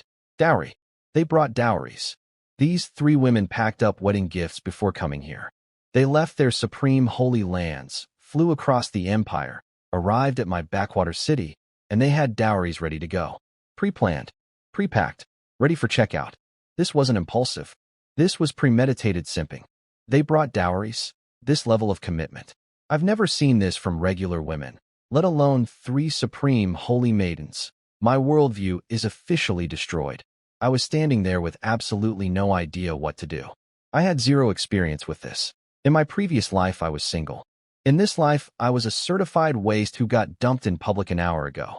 Nothing in either existence prepared me for 3 supreme holy maidens arrive with pre-packed dowries and fight to marry you. There is no manual for this. Thankfully, my mom, bless that woman, finally stepped in like a professional hostess. Girls, you've been standing so long. You must be tired. Let's all sit down, have some water, and talk calmly. And instantly, like someone flipped a switch, all 3 holy maidens stopped bickering and turned to my mom with the sweetest, most angelic smiles. Of course, Annie. 3 women who could level cities, who were just threatening to burn, freeze, and hypnotize each other, now acting like the most well-behaved daughters-in-law in the history of ever. Because you do not mess up in front of future mother-in-law. That's a universal rule that apparently transcends worlds. My mom went to pour tea, and it became an immediate competition. Yusia snatched the teapot. "Auntie, let me." She poured tea for my mom. Lin Wanqing pulled out my mom's chair. "Auntie, please sit." She carefully guided my mom into the seat. Zhao Lingxian grabbed the freshly poured cup and presented it with both hands like a sacred offering. "Auntie, your TA." My mom was sitting there being served by 3 supreme holy maidens simultaneously and looked like she'd ascended to heaven. Her face was pure joy. My dad, me, and every single person in the restaurant just stared with completely blank expressions. 3 women powerful enough to topple kingdoms, fighting over who gets to pour my mom's TA. Over in the fire prison, Lu Tianxiang and his wife watched my mom being pampered by 3 holy maidens, and I swear I could hear their teeth grinding into powder. And then, boom, crack, rumble. The perfectly clear sky outside suddenly turned pitch black. Storm clouds rolled in from nowhere. Lightning split the heavens. Thunder shook the building. It looked like the world was ending. "What's happening?" Everyone ran to the windows. And Yusia, Lin Wanqing, and Zhao Lingxian all frowned at the exact same time. Because they knew. Number 4 was coming. Another holy maiden. I looked at the apocalyptic sky outside, then at the 3 women in the restaurant, then at my mom calmly sipping tea like this was all perfectly normal, and I thought, at this rate, all 10 are showing up by dinner. Loudly crying face, everyone was staring at the sky because the sky had decided to stop being a sky and become a horror movie instead. Black clouds swallowed the sun. Purple lightning cracked across the heavens. Thunder shook buildings. It looked like God was angry about something and was coming down to discuss it personally. And walking through all of it, no, riding the lightning like a taxi, was a figure surrounded by crackling purple electricity. Yusia muttered under her breath. Did she have to make such a dramatic entrance? I could hear the jealousy. Because Yusia's entrance was a catwalk. Lin Wanqing's was a temperature drop. Zhao Lingxuan's was a heat wave. But this girl? She brought an entire weather system. The whole sky was her personal special effects team. Such a show-off, Zhao Lingxian hissed. "I want to punch her," Lin Wanqing added. And honestly, I kind of understood their frustration. Their entrances were limited by practicality. If Lin Wanqing had gone all out, she would have frozen the entire city and killed everyone. If Zhao Lingxian had done her big entrance, Star Language City would be a crater. But lightning? Lightning is controllable. It looks apocalyptic, but doesn't actually destroy anything on the ground. This girl had the perfect entrance ability. Nature's fireworks show with 0 collateral damage. It was basically cheating. And me? I was standing there with my mouth open like an idiot, watching this goddess descend from the heavens surrounded by purple electricity, thinking, that is the coolest thing I have ever seen in my entire life. I want to do that someday, I whispered to myself. You need to be at least martial ancestor rank to walk on air. With MY talent, I couldn't walk on air if someone built me a staircase to it. But hey, a waste can dream. She was far away, like tiny dot on the horizon far, and then suddenly she was right outside the restaurant. One blink. Thousands of miles. That's thought spanning 1,000 miles, an ability only martial venerables have. Even Yun Shan and the Grand Elder, who'd been trying to sneak away, stopped and turned around with horrified expressions. Another one, the Grand Elder whispered, his scalp going numb. Nearby sect leaders and powerful warriors from across the region were also sensing the disturbance and flying towards Star Language City, probably thinking a legendary treasure had appeared. Nope. Just another impossibly powerful woman here to claim a 16-year-old failure as her husband. As one does. She flew in through the window, didn't even use the door because doors are for mortals, and her purple eyes scanned the room until they landed on me. Her serious, regal face instantly bloomed into the brightest smile. Hubby, she teleported to my side and grabbed my arm like it was a limited edition collectible. Hello, miss. Call me wifey. She stomped her little foot. The entire restaurant experienced a glitch in the matrix, because this was now the 4th time this exact conversation had happened. Same words, same foot stomp, same pout. It was like a copy-paste of the previous 3 interactions. The guests were looking around for hidden cameras. Ha ha, I had nothing. My awkward laugh was getting less convincing each time. Do we not exist? Zhao Lingxian exploded out of her chair. Don't touch my husband, Lin Wanqing warned. Get away from him, Yuxia added. The newcomer glanced at all three of them with mild surprise. Oh, you're all here too. We've been here for ages, Yuxia said proudly. The girl shrugged. If I didn't live so far away, you think you'd have beaten me here? The three of them went quiet. Because, yeah, in terms of speed, this lightning girl was probably the fastest of them all. They got here first only because of geography. Anyway, the girl continued, turning back to me with that sweet smile. Arriving first doesn't mean winning. The one hubby will marry in the end is definitely me. She leaned closer. Right, hubby? Every previous holy maiden was staring daggers at us. So, nice weather today, I said, staring at the ceiling. Smooth, xiaofeng. Really smooth. The sky was literally just thundering with apocalyptic lightning, and you said, nice weather. Peak conversation skills. All three girls on the other side wanted to murder her. The tension was building toward another eruption. Now, my son doesn't like it when you girls fight. My mom to the rescue. Again, the ultimate peacekeeper. The United Nations of this restaurant. Okay, auntie. All three immediately sat down like obedient students. My mom had more control over three supreme holy maidens than the Grand Elder, the Sect Master, and the entire Cloud Mountain sect combined. Mom power is the strongest power in any universe. The lightning girl noticed the dying flames around Lu Xiyu and her family. Her eyes narrowed. Little arcs of electricity flickered in her pupils. Lu Xiyu, I saw where this was going. Hey, maybe we could. Hubby, give me 1 second. She walked over to Lu Xiyu, who was basically a puddle of sweat and suffering on the floor. Baked, frozen, slapped. 3 times, expelled from her sect, and now about to face round 4.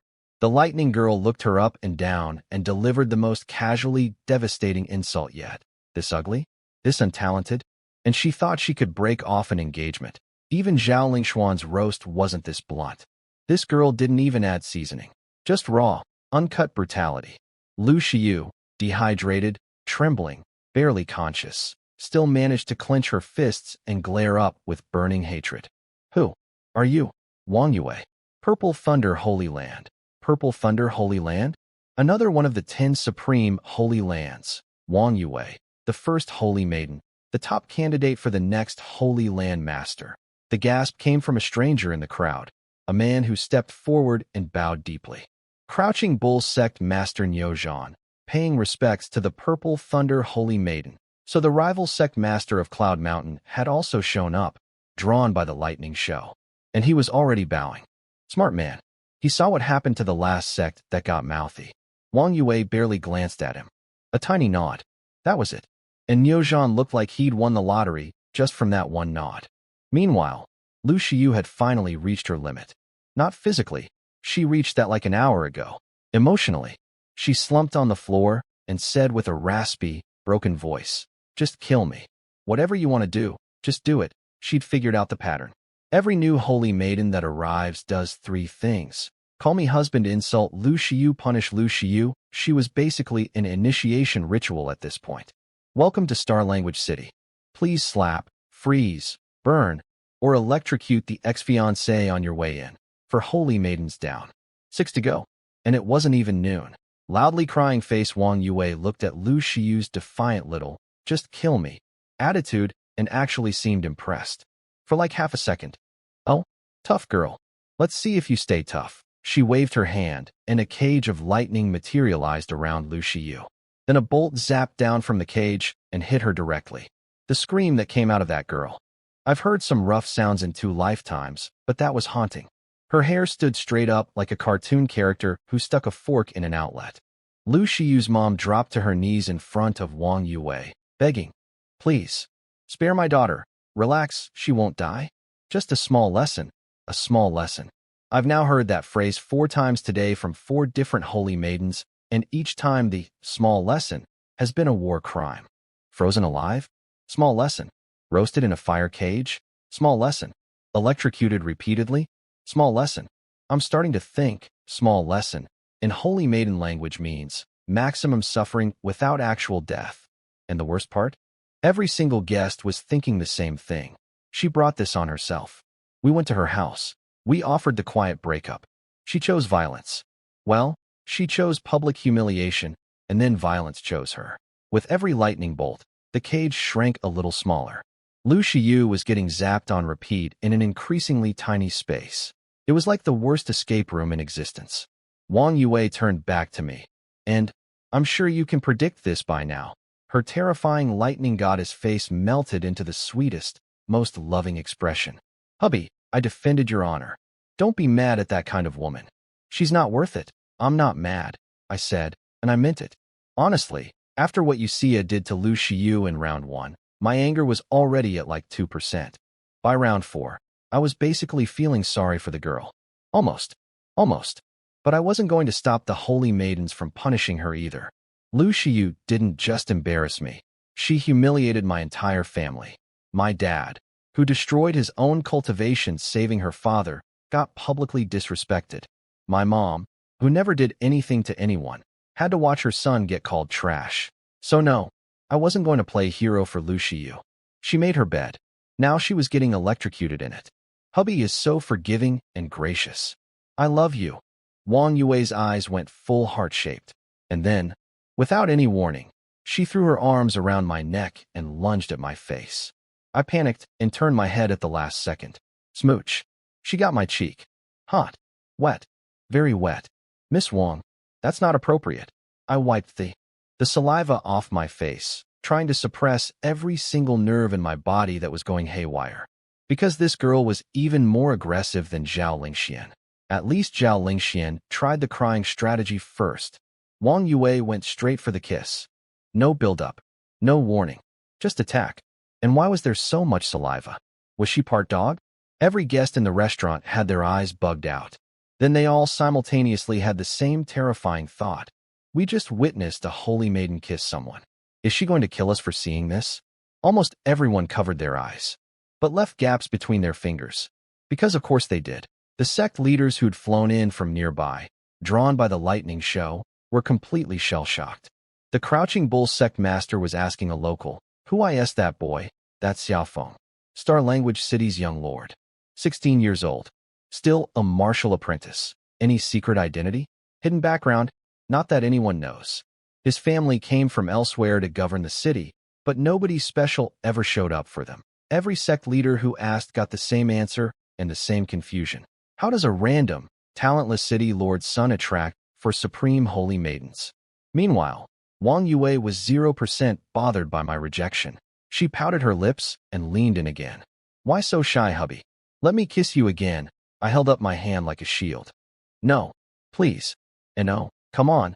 Just one more. This woman was a menace. She was trying to make out with me in front of 300 people, for rival holy maidens and my parents. The other 3 had finally seen enough. Female delinquent, stop right there. Yusia, Lin Wanqing, and Zhao Lingxian charged over as a united front. The first time all 3 had cooperated on anything today. Yusia grabbed one of Wang Yue's arms. Lin Wanqing grabbed the other. Zhao Lingxian wrapped her arms around Wang Yue's waist. And together, all 3 of them physically lifted her off me and threw her across the room. Wang Yue flipped in midair, landed gracefully on her feet, and raised an eyebrow. What's your problem? I was being intimate with my husband. Mind your business. Wang Yuwei. Yusia's eyes were blazing. Have you no shame? Forcibly kissing an innocent young man in public? Where is your dignity? He's not your husband. Stop deluding yourself, Lin Wanqing added. And we were here first. You can't just cut in line. There's a queue, Zhao Lingxian shouted. A queue.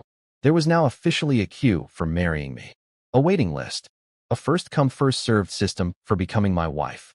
The 3, earlier, holy maidens had formed a protective wall in front of me like bouncers at a club, blocking Wang Yue from getting close.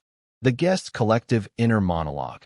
For supreme holy maidens are fighting over a waist. One of them just kissed him in public. 3 of them are forming a defensive line. And they're arguing about queue etiquette. This is the most insane day in the history of Star Language City, and it's not even afternoon. I stood behind my wall of 3 holy maidens, cheeks still damp from the kiss, spirit stones jingling in my pocket, watching the 4th holy maiden argue about line-cutting privileges And I thought, this morning, no girl wanted me. Now I have a wait list. The universe has a sick sense of humor. Loudly crying face Wang Yue squared up against the other three. What? You want to go 3-on-1? Try kissing him again and find out. Zhao Lingxian snarled, flames literally rising off her body. I'm ready when you are, Lin Wanqing said, frost spreading across the floor. You see his eyes turned red. I've been wanting to hit something all morning. 3 supreme holy maidens, united for the first and only time in recorded history, preparing to demolish the 4th because she kissed me without permission. I have become the Helen of Troy of Tianyuan continent. Except instead of launching 1,000 ships, I'm launching 1,000 catfights. Ladies, can we please just sit down and talk? Fighting is uncivilized. Yes, yes. Come sit. Let's all calm down. My mom rushed in with the energy of a kindergarten teacher breaking up a playground fight. Okay, Auntie. All 4 said in perfect unison. Then they all looked at each other. For simultaneous cold, HMPHS. Then they walked over to the table, sat down around my mom, and became the most elegant, polite, well-mannered young ladies you've ever seen. Smiling, pouring tea, saying, please, and thank you, like they weren't just about to commit mutual homicide 30 seconds ago. Because the unspoken rule was clear, win over the mother-in-law, win the husband. This wasn't a martial arts competition anymore.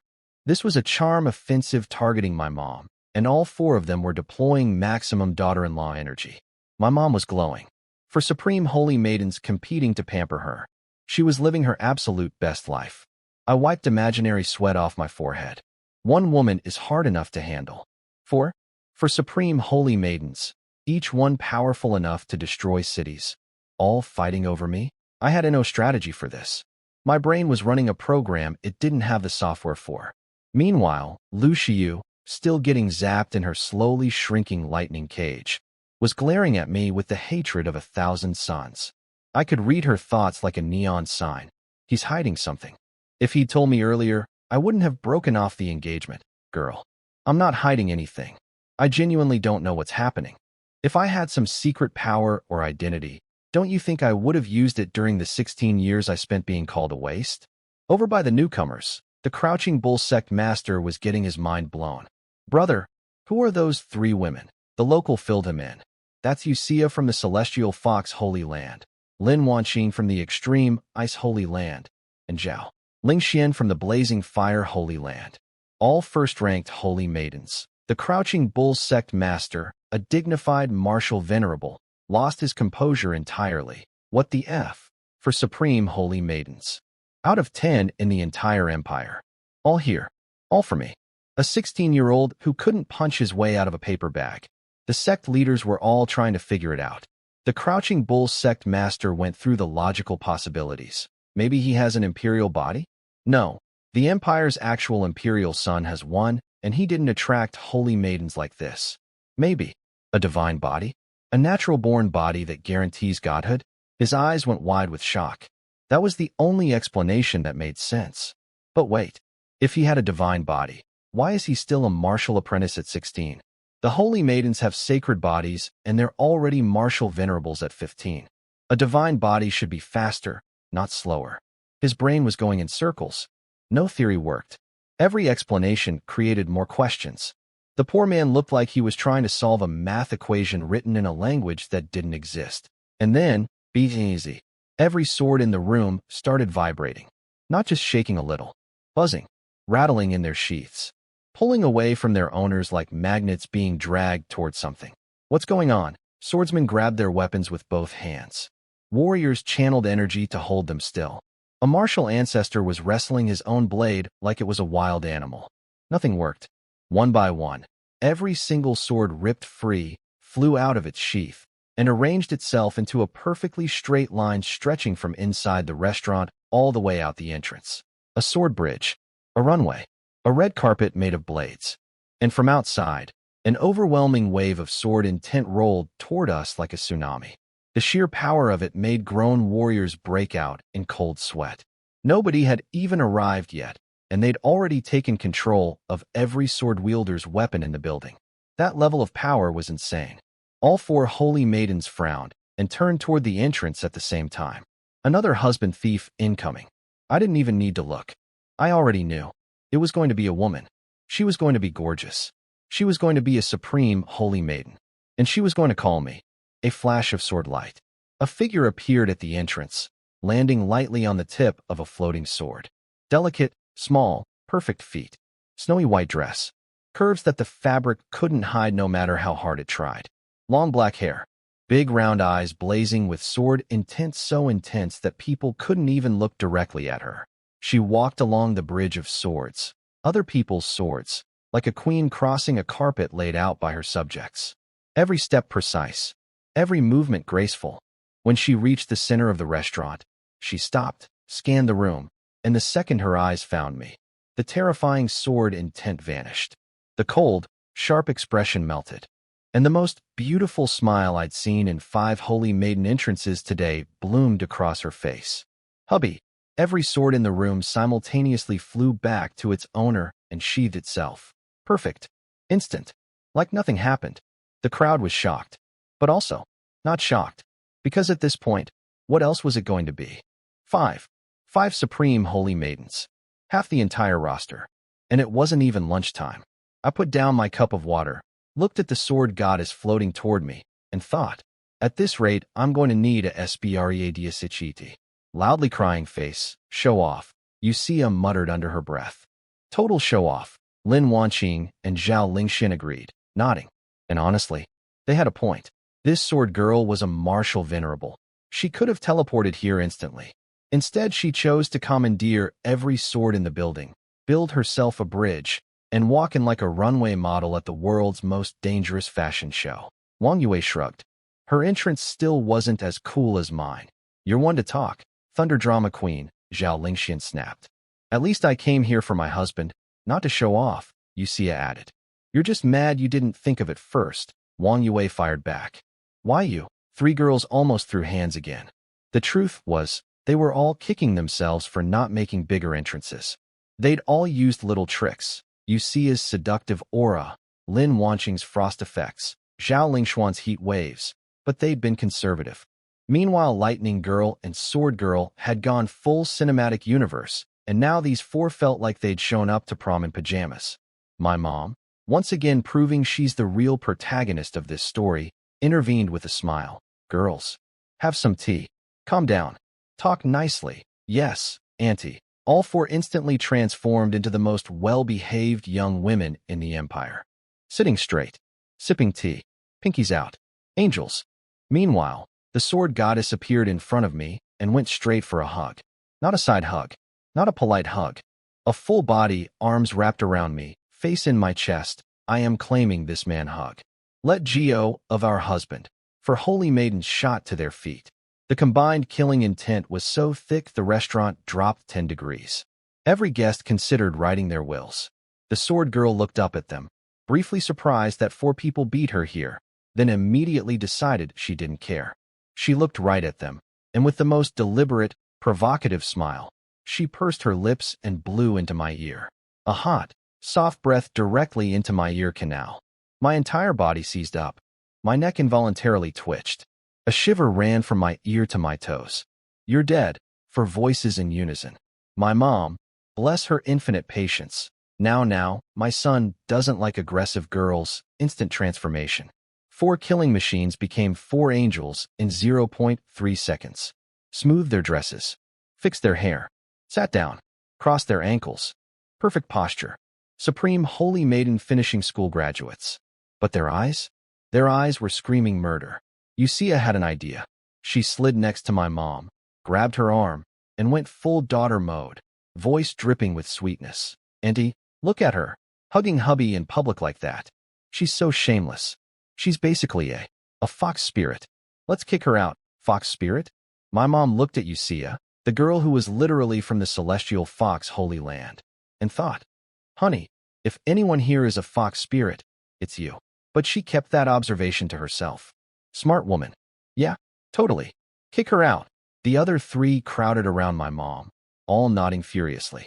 My mom looked at her 4 daughters-in-law, clinging to her arms like koalas, then at the girl hugging me, and sighed internally. Every single one of you has been hanging off my son all morning. You're all guilty. Well, She's probably here to defend my son too. It wouldn't be nice to chase her away, but auntie, for girls shaking her arms back and forth like toddlers who want candy. And that's when the sword girl escalated to DEFCON 1. While the other four were distracted with my mom, she looked up at me with those big round eyes, slightly opened her perfect lips, and gently bit my earlobe. HSSSSS, my knees buckled. My legs turned to jelly. I was about to collapse, and the only thing that saved me from face-planting was my hands shooting out and grabbing her waist to steady myself. So now I was holding her waist, and she was biting my ear. In front of 300 people. The position was compromising, doesn't even begin to cover it. I felt her body stiffen for a moment when my hands touched her waist. Clearly this was her first time being held like this by a guy IRL. But she recovered in about 2 seconds because apparently in that mysterious dream that everyone except me remembers, we'd done a lot more than this. I, however, did not recover. This was my first time in both lives having a girl bite my ear while I held her waist. My brain was sending emergency alerts to every system. My eyes went unfocused. My mouth went dry. I just stood there, hands on waist, expression of a man whose soul had exited his body. Is this something we should be watching? The guests covered their eyes. The sect leaders who'd arrived after Wang Yue's lightning show also looked away. Not because they were polite, because they were afraid. What if this girl decided to hunt down witnesses later? Everyone was watching through their fingers, though. Obviously, I can't take it anymore. I'm burning her to death. Zhao Lingxian launched out of her chair. Freeze her first, then burn her. Lin Wanqing stood up. Electrocute her, then freeze, then burn. Wang Yue added. You see his eyes flashed red. No, no, no. Hold her down.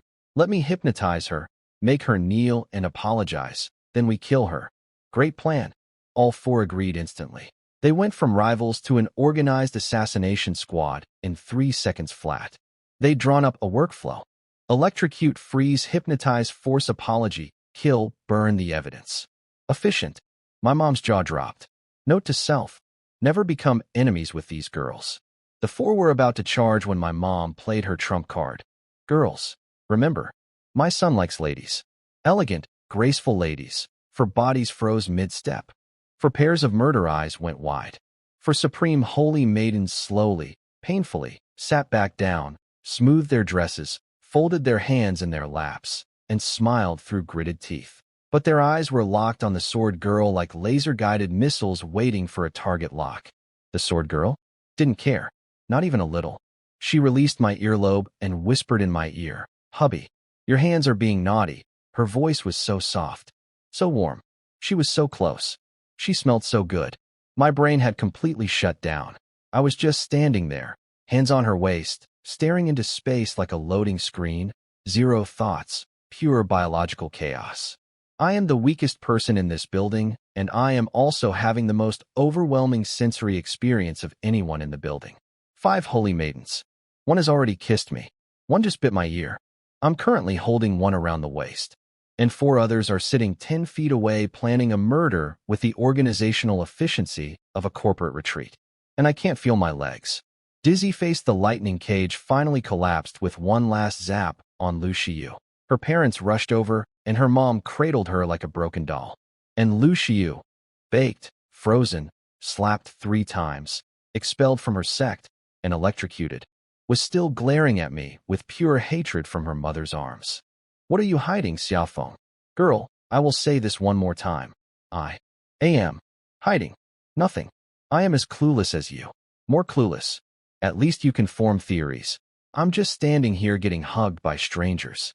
The sword girl finally released me from her grip and turned to look at Lu Xiyu. She tilted her head with genuine curiosity. Lu Xiyu? Wow, what happened to you? You look terrible. She glanced at the other 4 holy maidens. Instant understanding. Got it. Meanwhile, someone in the crowd made an observation that sent a chill down my spine. Hey, has anyone noticed something weird? All of these women, every single one, they don't just know Xiaofeng. They know his parents. They know Lu Xiyu by name. They know the whole engagement situation. Nobody told them any of this. How do they all know? The restaurant went quiet. Because, yeah, that was weird. Incredibly weird. I'd been too busy getting hugged and ear-bitten to notice. But this stranger was right. Every single holy maiden who walked in already knew who everyone was. They called my dad, Uncle Xia. They knew Lu Shiyu's name. They knew about the public humiliation. They knew about the engagement. They knew everything, without anyone explaining a single detail. How? I didn't have time to think about it because the sword girl turned back to Lu Shiyu with a look that said, "My turn." "She's already in pretty bad shape," the sword girl mused. Then she smiled. "But a little more won't hurt," Lu Shiyu's mom screamed. "She's already been tortured to the brink. What more do you want?" That was their punishment. Mine hasn't started yet. Cold. Logical. Terrifying. Then she looked at Lu Tianxiang directly. "And you?" Uncle Xia destroyed his own dantian, saving your life. His cultivation has been stuck. No. Declining. For 10 years because of you. And you repay him by publicly humiliating his family. A guest who was friends with my family stood up and laid out the full story for everyone. 10 years ago, Lu Tianxiang needed a rare herb to make a breakthrough pill. The herb was deep in the wilderness, guarded by a first-rank upper-grade spirit beast, basically equal to a yellow-rank level 9 martial king. Lu Tianxiang couldn't beat it alone, so he asked City Lord Xia for help. Whatever happened in that fight, City Lord Xia came back with a damaged dantian. His cultivation has been frozen ever since. Actually, it's been going backward. He's dropped to yellow rank level 8. Meanwhile, Lu Tianxiang got his pill, broke through to Martial King, and his life has been great, the crowd erupted. So Lu Tianxiang's life and his cultivation both exist because of City Lord Xia, and he repaid that by letting his daughter publicly dump the man's son, not just dump, deliberately humiliate. They refused the quiet breakup just so they could do it at the banquet for maximum damage. That's not ingratitude. That's evil. Whatever tiny shred of sympathy anyone still had for the Lu family. Gone. Erased. Deleted from existence. And honestly, hearing the full story laid out like that, even I felt a fresh wave of anger. My dad sacrificed his future for this man. His dantian. His cultivation. His potential. All of it gone. For Lu Tianxiang. And this is what we got back. The sword girl said what I was too well-mannered to say. My husband and Uncle Xia are gracious enough not to hold grudges. I, however, am just a mere woman, and I cannot let this slide. She waved her hand. Invisible sword intent engulfed all 3 members of the Lu family. You couldn't see it, but you could feel it, a sharp, cutting pressure attacking their bodies and souls simultaneously. The screams were rough, not going to sugarcoat it. Lu Shiyu had gone through ice, fire, lightning, and now sword intent. The 4 classical elements of suffering. She was speedrunning a torture curriculum, but nobody felt sorry for her anymore. The crowd sympathy tank was empty. Once the sword girl finished setting up her punishment zone, she turned to me, and, you know the drill by now. Her cold warrior face melted into the sweetest, most innocent smile. Hubby, arms wide open, coming in for another hug. This time I was ready. I grabbed both her wrists before she could latch on. "Miss? Let's not do this again, miss. Call me wifey." She stomped her foot. I laughed nervously and said nothing. Because at this point, if I gave every holy maiden the nickname they wanted, I'd need a contact list just to keep track. She giggled, completely unbothered by my resistance. "Oh right, I forgot to introduce myself. Hubby, my name is Li Qingxue, Holy Maiden of the Celestial Sword Holy Land. 5 Supreme Holy Maidens out of 10. Half. The roster. Let me do a quick recap of my morning. Started as city's biggest loser. Couldn't generate internal energy. About to get publicly dumped. Current status. Got publicly dumped, got defended by Holy Maiden 1. Fox. Seduction Specialist. Got defended by Holy Maiden 2. Ice. Freezing Specialist. Got defended by Holy Maiden 3. Fire. Roasting Specialist. Got defended by Holy Maiden 4. Lightning. Electrocution Specialist. Got defended by Holy Maiden 5. Sword. Soul-cutting Specialist. Got kissed on cheek. Got ear-bitten. AM holding spirit stones worth more than the city ex-fiancé has been slapped, frozen, roasted, electrocuted, and soul-shredded ex-fiancé's sect master expelled her and fled. Entire audience now hates the Lu family. Mom is having the best day of her life. Dad is stressed. I still can't generate internal energy. 5 holy maidens down. 5 to go. And my only question, the one that nobody can answer, is why? How do they all know me? How do they all know my family? How do they all know about today? Something happened that I can't remember. Something big. Wait, didn't I have a dream last night? A dream I couldn't remember? Nah, couldn't be related. Right? That right? Loudly crying face, as expected.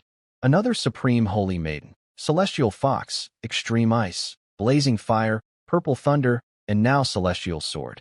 That's all 5 northern holy lands. 5 supreme holy maidens fighting over one guy. My understanding of reality is shattered. I bet the 5 southern holy maidens would be here too if they didn't live on the other side of the empire. They're probably already on their way. Please don't say that. Please. I am begging you. Random guest number 47. Do not manifest that into existence. I looked at Li Qingxue, this absolutely stunning sword goddess, standing in front of me, and my brain produced the dumbest possible response. Miss Li, nice to meet you. I'm Xiaofeng. She burst out laughing, poked my forehead. What I s it with these girls in my forehead, and said, "You dummy. You're my husband. Of course I know who you are. And don't call me Miss Li. Call me wifey." I glanced at the 4 holy maidens sitting at the table behind her. 8 eyes, all staring, all promising violence if I said that word. How about Qingxue or Xiaoshui? Xiaoshui then. She pouted slightly. Chose the cuter option. Obviously. I guided her to the table and sat everyone down. 5 supreme holy maidens, my mom, my dad, and me. The most absurd dinner party in the history of civilization. Some guests left. Most stayed. Because who would leave during the greatest show-star language city had ever seen? Also, several sect leaders were hanging around hoping to network with 5 supreme holy maidens. The Crouching Bull sect master was lurking in the corner like a fan at a celebrity meet and greet. The Lu family? They wanted to leave, but they were trapped inside Li Qingxue's sword intent domain. Couldn't move. Just suffering in the corner while the rest of us had TA. The background noise of their screams was starting to feel normal, which was deeply concerning. I looked at the 5 women, took a breath, and finally asked the question that had been eating me alive. Ladies, I'm grateful for everything you've done today, defending me, defending my family, embarrassing the people who embarrassed us. Truly. But I need to know, why are you here? What's the real reason 5 supreme holy maidens traveled thousands of miles to find me, a martial apprentice, and call me husband? Because let's be honest, 5 of the most powerful young women in the empire don't just spontaneously decide to marry the weakest guy in a backwater city. There had to be an agenda. And whether that agenda was good or catastrophic for my family, I needed to know. Yusia immediately went into sales mode. Hubby, I'm here to marry you. Look, I even brought my dowry. She waved her hand, and a spatial ring floated above the table. Then she opened it, and the contents materialized in midair. The crowd went silent. 3 crystal-clear objects that looked like spirit stones, but with liquid flowing inside them. Way more beautiful, and obviously way more valuable than regular stones. And 3 white jade bottles that literally glowed. Even the containers were treasures. These 3 are mid-grade spirit marrow, Yusia explained.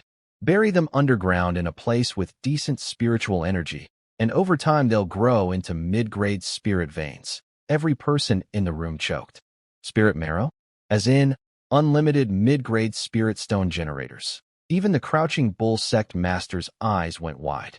His entire sect only controlled 5 mid-grade spirit veins. Yusia just casually pulled out 3 marrow seeds like they were party favors. I tried to keep my poker face, but my heart was pounding. 3 spirit veins.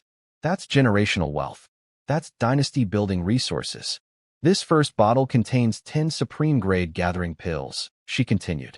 They help martial apprentices generate internal energy and become true warriors. Very high success rate. Supreme-grade gathering pills. I've been trying to become a warrior for 10 years. I've eaten low-grade pills, mid-grade pills.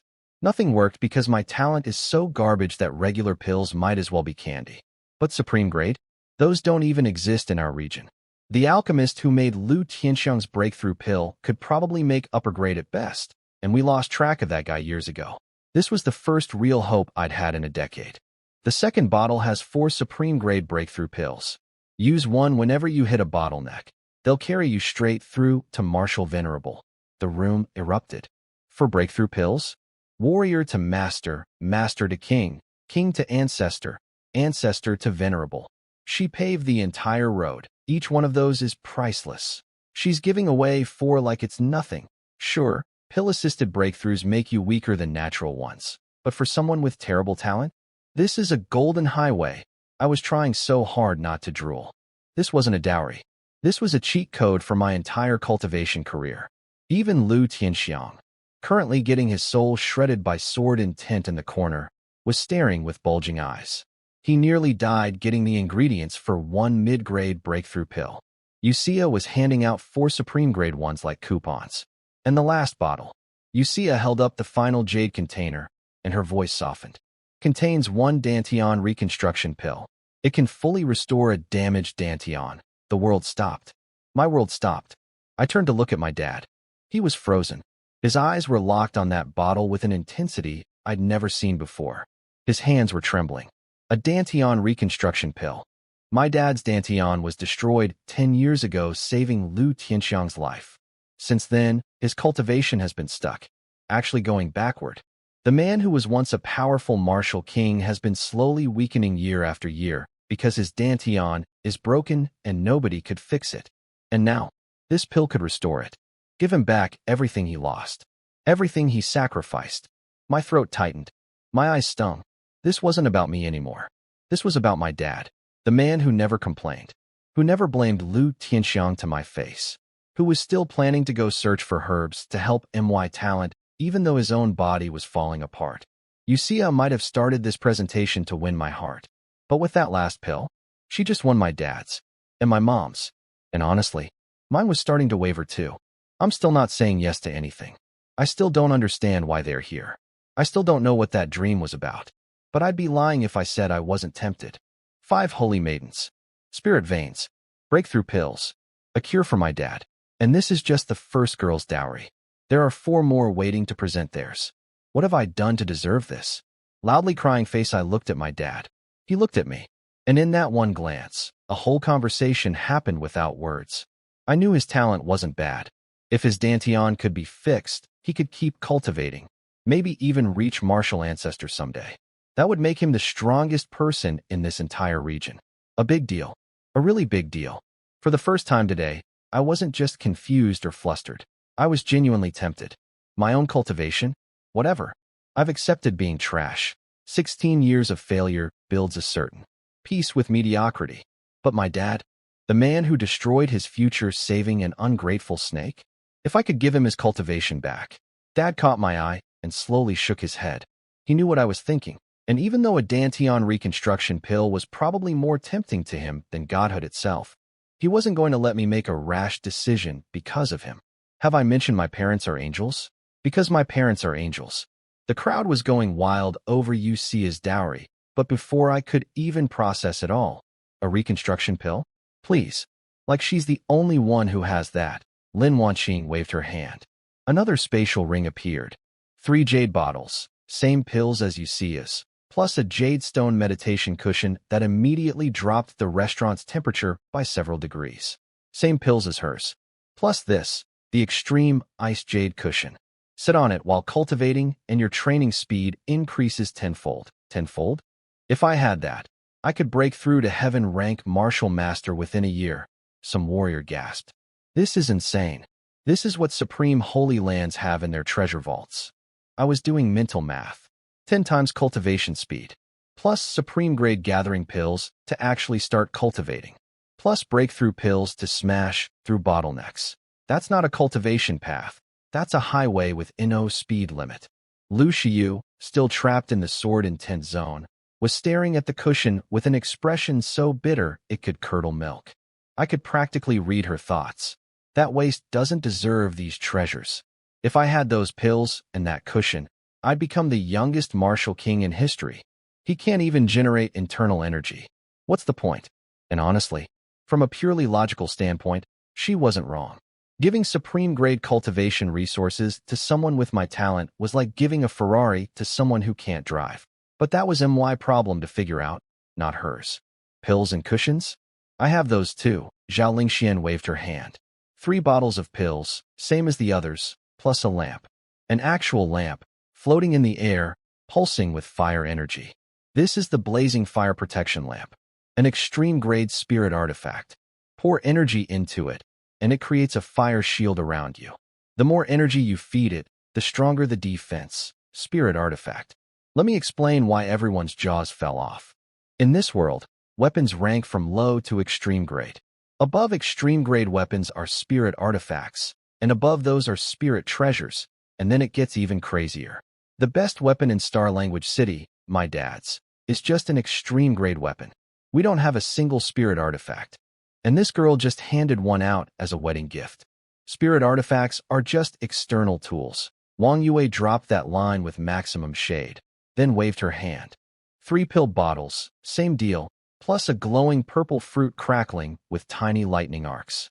Supreme grade purple thunder fruit. Eat it and your body transforms into a purple thunder constitution. All lightning techniques become twice as powerful, and you learn them twice as fast. A body transformation fruit.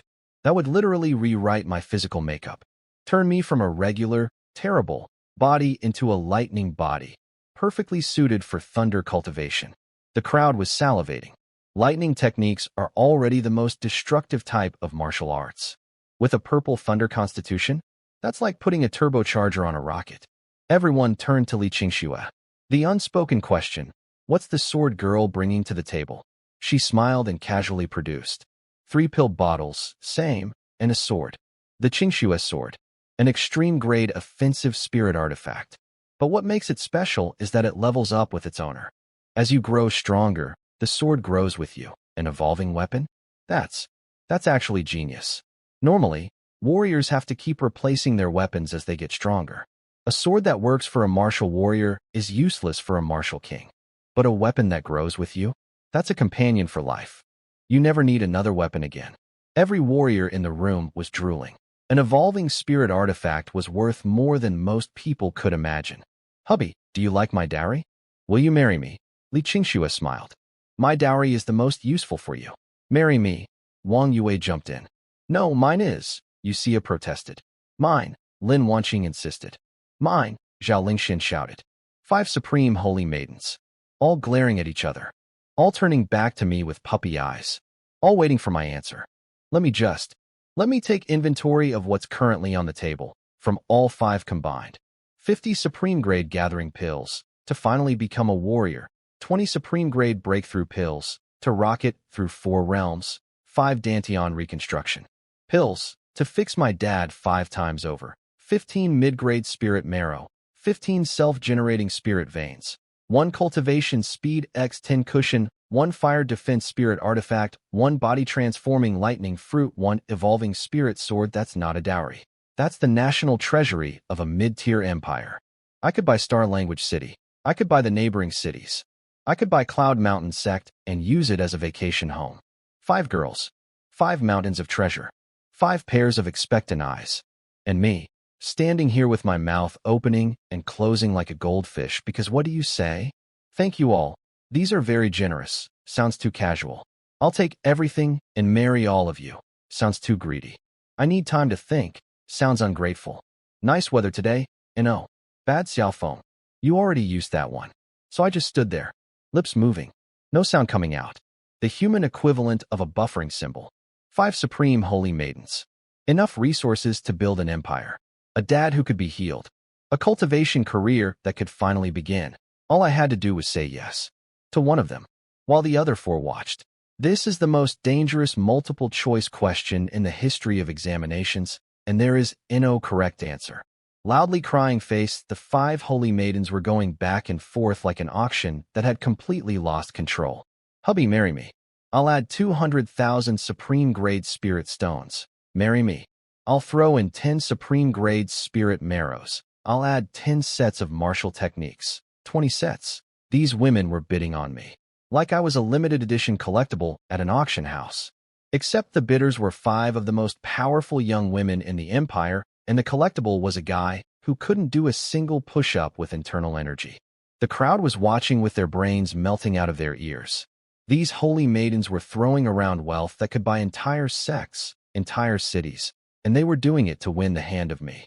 A martial apprentice. A guy whose talent was so bad that talent was being used sarcastically. And then Li Qingxue dropped the nuclear option. They're all so stingy. Hubby, I'll give you the celestial sword sacred scripture as my dowry. The room went dead silent. The celestial sword sacred scripture. A saint-grade martial art. The foundational secret technique of the entire celestial sword holy land. Their most guarded, most sacred, most absolutely do not share technique. Even most disciples within the Holy Land couldn't learn it. And she just offered it like a coupon. I was about to say, absolutely not, when the other four jumped in. My Celestial Fox Sacred Scripture can also be part of my dowry. My Extreme Ice Sacred Scripture too. My Blazing Fire Sacred Scripture as well. And my Purple Thunder Sacred Scripture. 5 Saint-grade martial arts. 5 Holy Land's most closely guarded secrets. Offered as wedding gifts. They've lost their minds. The crowd was staring with expressions that could only be described as, soul has departed body. I swallowed hard and carefully, very carefully said, isn't privately giving away your Holy Land's secret techniques. Kind of. Not allowed. All 5 froze simultaneously. Oh, I forgot about that, Li Qingxue mumbled. That is a problem, Lin Wanqing frowned. Then Zhao Lingshuan's eyes lit up. I know. Hubby, I'll just steal her Purple Thunder Scripture and give it to you as my dowry. Then my Holy Land can't blame me. Wang Yue fired right back. I'll steal your Blazing Fire Scripture then. Great idea. The other 3 immediately agreed and started planning which rival's secrets they'd steal from me. The crowd. Face without mouth, face without mouth, face without mouth. These are supreme holy maidens, representing the pinnacle of their civilizations. Planning heists on each other's sacred texts to impress a boy who can't generate internal energy. I rubbed my temples. If you steal each other's scriptures, maybe you won't get punished. But I'll have 5 supreme holy lands coming to crush me. 100 of me couldn't survive that. Oh, right. All 5 deflated at the same time. This is what they mean when they say love makes you stupid. Multiply it by 5 and you get whatever this is.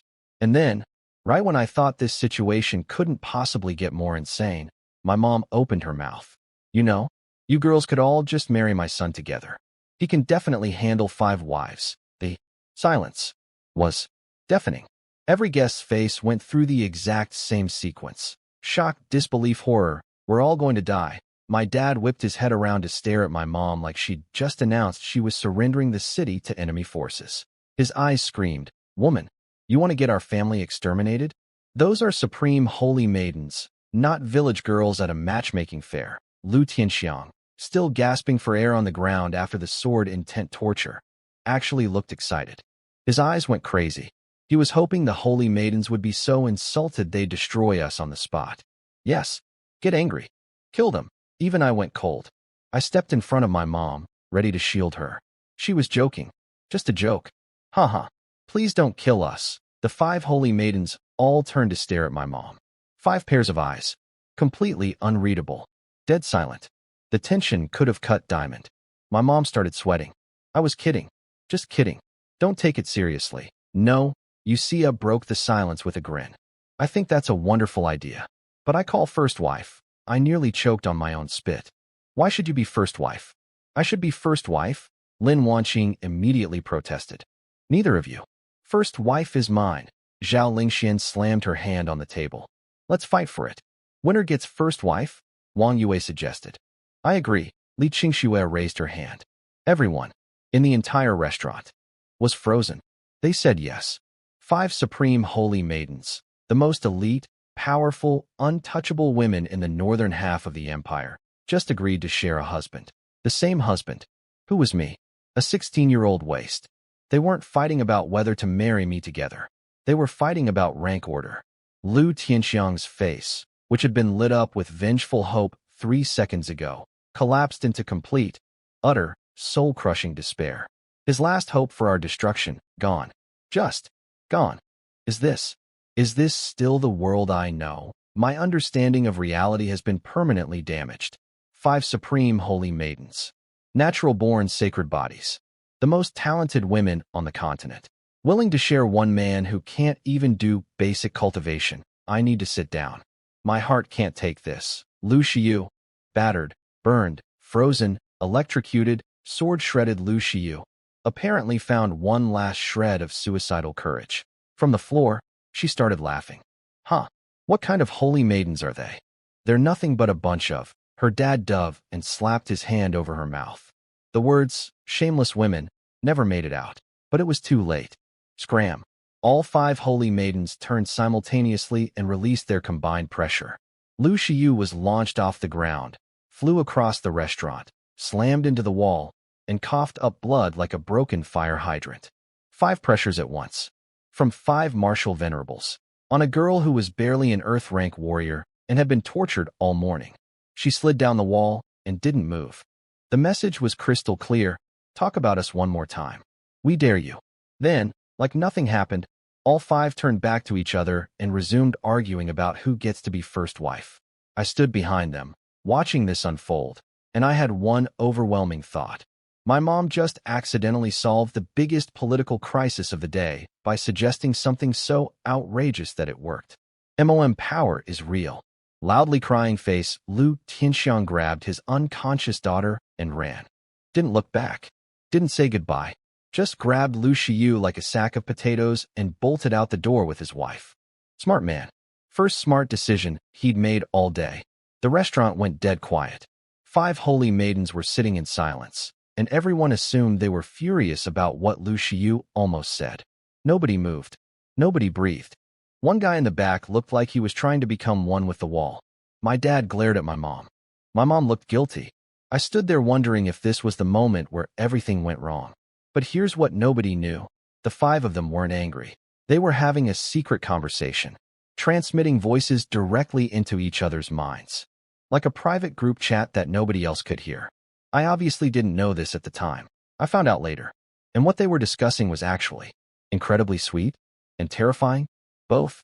Basically, their conversation went like this. Yusia, forget who marries him first. We need to get him a martial art he can actually practice. Lin Wanqing, she's right. Our holy lands will probably summon us back soon. We might get punished for running off. Before we leave, we need to set him up, Zhao Lingxian. We can't give him our own scriptures. That would bring 5 holy lands down on his head, Wang Yue. In the dream, he got his ultimate technique from the heavenly dragon mountain range. How about we go search for it? Whoever finds it first gets to marry him. Li Qingxua. The southern 5 holy maidens won't agree to that deal. Yusia? Who cares? They're so far away, by the time they arrive. We'll have found the technique, given it to hubby, and finished the wedding ceremony. All 5. Deal, Zhao Lingxian. But first, he needs something to practice right now. Wang Yue. The Crouching Bull sect. In the dream, that's where he started his rise. And their sect master is literally standing right there. All 5. Perfect. So that's why all 5 of them suddenly turned and stared at the Crouching Bull sect master at the same time. Poor Niuzhan nearly jumped out of his skin. I didn't say anything. I've been quiet. I've been so quiet. Wang Yue spoke first. Your name is Crouching Bull, right? Crouching Bull. She addressed a martial venerable sect master like she was reading a name tag at a coffee shop. He twitched. It's Niuzhan, Purple Thunder Holy Maiden. Come here. He scrambled over like a waiter who'd been flagged down. What can I do for you, Holy Maiden? Wang Yue looked at me, gave me the sweetest smile, then turned back to him with eyes of steel. He's my husband. Give him your sect's foundational martial art. That's not a problem, right? Wah. Niuzhan looked at me, looked at her, looked at me again. Holy Maiden, he's 16, still a martial apprentice. Our foundational technique might not be suitable. One syllable. One tiny sound from Wang Yue, and 4 other pairs of holy maiden eyes joined in, all drilling holes into Niuzhan's skull simultaneously. 5 supreme holy maidens giving you the death stare is not something any human being is equipped to survive. Very suitable. Extremely suitable. Here you go. He flipped his hand, and an ancient-looking manual appeared. He held it out to me with both hands like he was presenting a national treasure to a king. Young Master Xia, this is the Crouching Bull art, our sect's foundational technique. A lower-tier, transcendent-grade martial art. With sufficient talent, it can carry you all the way to yellow rank level 9 martial venerable. Please accept it, a transcendent-grade martial art. That's 5 tiers above what I'd normally have access to. The best technique in Star Language City is barely high-grade. This thing was on a completely different level. But I knew my talent. I could barely practice low-grade techniques. This was like handing a bicycle to a fish. This doesn't seem right. I hesitated. Neozhan was internally screaming. I could see it behind his eyes. His soul was leaving his body one cell at a time. But he caught the 5 death glares in his peripheral vision and immediately course-corrected. No, no, no. It's perfect for you.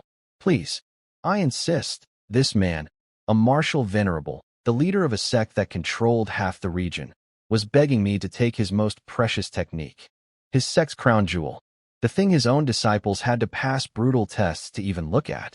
And he was presenting it to me with shaking hands and a smile that screamed, "Please don't let them hurt me." Wang Yue smiled.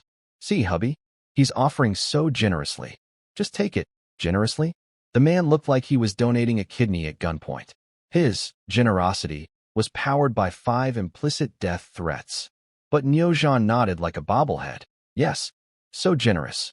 I'm basically thrilled to give this away. Happiest day of my life." His eyes said otherwise. His eyes said, "I am dying inside." Well, okay, I'll accept it then. I figured I'd just return it quietly after the holy maidens left. No harm done. "Thank you, young master," Neozhan said, bowing. He was thanking me for taking his technique that he was forced to give away. The gratitude was aimed at the situation ending, not at me.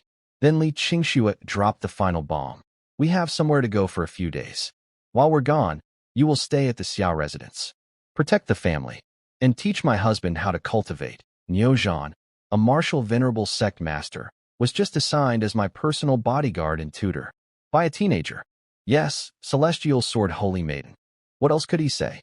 1 holy maiden, maybe he could negotiate. 5. 5 meant his entire sect could be destroyed before dinner. He was now my live-in babysitter, and he was going to smile about it. So let me recap my morning one final time. Woke up. Waste. No talent. About to get dumped. Current situation. 5 supreme holy maidens want to marry me. All of them. Together. Combined dowry worth more than most kingdoms' dad's dantian can be fixed 5 times over. I have 50 pills to finally become a warrior. I have 20 pills to blast through 4 major realms. I own a cultivation speed x10 cushion, a fire defense artifact, a body transformation fruit, and an evolving sword spirit stone wealth that could buy multiple cities, a transcendent grade martial art delivered personally by a martial. Venerable said martial venerable is now my personal guard and teacher. My ex-fiancée has been slapped, frozen, roasted, electrocuted, and soul shredded. Her sect expelled her. Her family fled in disgrace. My mom is the happiest woman alive. My dad is stressed but secretly hopeful, and the 5 holy maidens are about to fly off on a secret quest to find me an even better technique from some legendary mountain range. Something they apparently know about from a dream that everyone remembers except me. A dream. That dream I had last night. The one I can't remember. I'm starting to think that dream was a lot more important than I realized. But hey, for now, I have a martial venerable sect master standing in my living room asking, "So, what would you like to learn first?" Not bad for the city's biggest waste. Smiling face with sunglasses, the guests were whispering like crazy. If he learns the Crouching Bull sect's foundational technique, doesn't that make him basically their heir? Nah, the holy maidens won't let him join some mid-tier sect. They just couldn't give him their own techniques, so they grabbed the nearest available option. Think the Holy Lands will actually accept him? His talent is terrible. Valid concerns. Random guests. Very valid. But nobody asked me how I felt about any of this, which was becoming a theme today. The 5 holy maidens turned to me one last time. All smiles. All sweetness. And then the goodbye ceremony started. Yusia threw her arms around my neck, pursed her lips, and kissed my forehead. "Hubby, we'll be back in a few days with a big surprise." I stood there like a mannequin. Couldn't move. Her perfume short-circuited my nervous system. Then Zhao Lingxian stepped up and kissed my left cheek. "Get ready to marry me when I come back." Wang Yue kissed my right cheek. "Don't listen to her. You're marrying me." Lin Wanqing tilted my chin up and kissed my chin. "Wait for me, hubby." Forehead. Left cheek. Right cheek. Chin. For kisses. For different holy maidens. I was being marked like territory. Then Li Qingxue walked up, surveyed my face like a general studying a battlefield, and noted what was already taken. Forehead, claimed. Cheeks, claimed. Chin, claimed. Her eyes lit up. "Looks like there's only one spot left." She grabbed my face with both hands and aimed for my lips. My eyes went wide. I tried to dodge, but she had my face locked.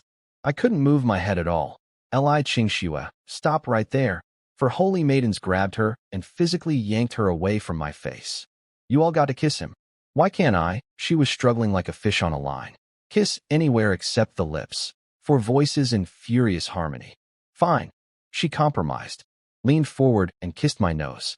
Wait for me, hubby, and then they were gone. All five. Out the door. Into the sky. I stood there in the destroyed restaurant with 5 lipstick marks on my face. Forehead, left cheek, right cheek, chin, and nose, looking like a human stamp collection. The room was silent for exactly 3 seconds. Then everyone rushed forward to congratulate my family.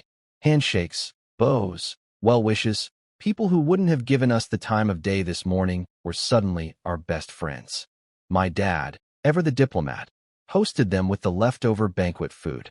Ironic. The engagement banquet that started as a humiliation somehow turned into the greatest networking event in Star Language City history.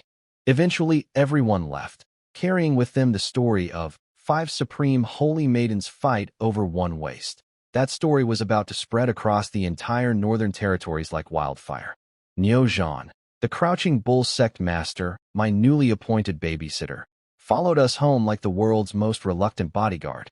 My dad gave him a nice guest room, and then the 3 of us, me, mom, dad, sat in the main hall. Nobody spoke for a long time. Finally, I asked the question that had been eating me alive. Dad, Mom, are we secretly from some super powerful hidden clan? My parents exchanged a look. Something flickered in their eyes, just for a moment, then disappeared. Dad shook his head. No. Why would you think that? Because 5 supreme holy maidens just flew across the empire to marry me. They even agreed to share. That doesn't happen unless there's some insane backstory. Are you guys secretly from one of those shadow families that controls multiple empires from behind the scenes? My mom rolled her eyes. Do you know how powerful a family would have to be for supreme holy maidens to chase their son like this? We're talking about families that secretly control empires. Exactly. Those families. My dad glared at me. You think empires are toys? Stop guessing randomly. The holy maidens aren't here because of us. The answer is somewhere in you. Think carefully. Have you ever had any connection to them? No. I've never left Star Language City. When would I have met 5 holy maidens from 5 different? And then I stopped. My body went rigid. A bolt of understanding hit me like lightning from a clear sky. Wait. Dream.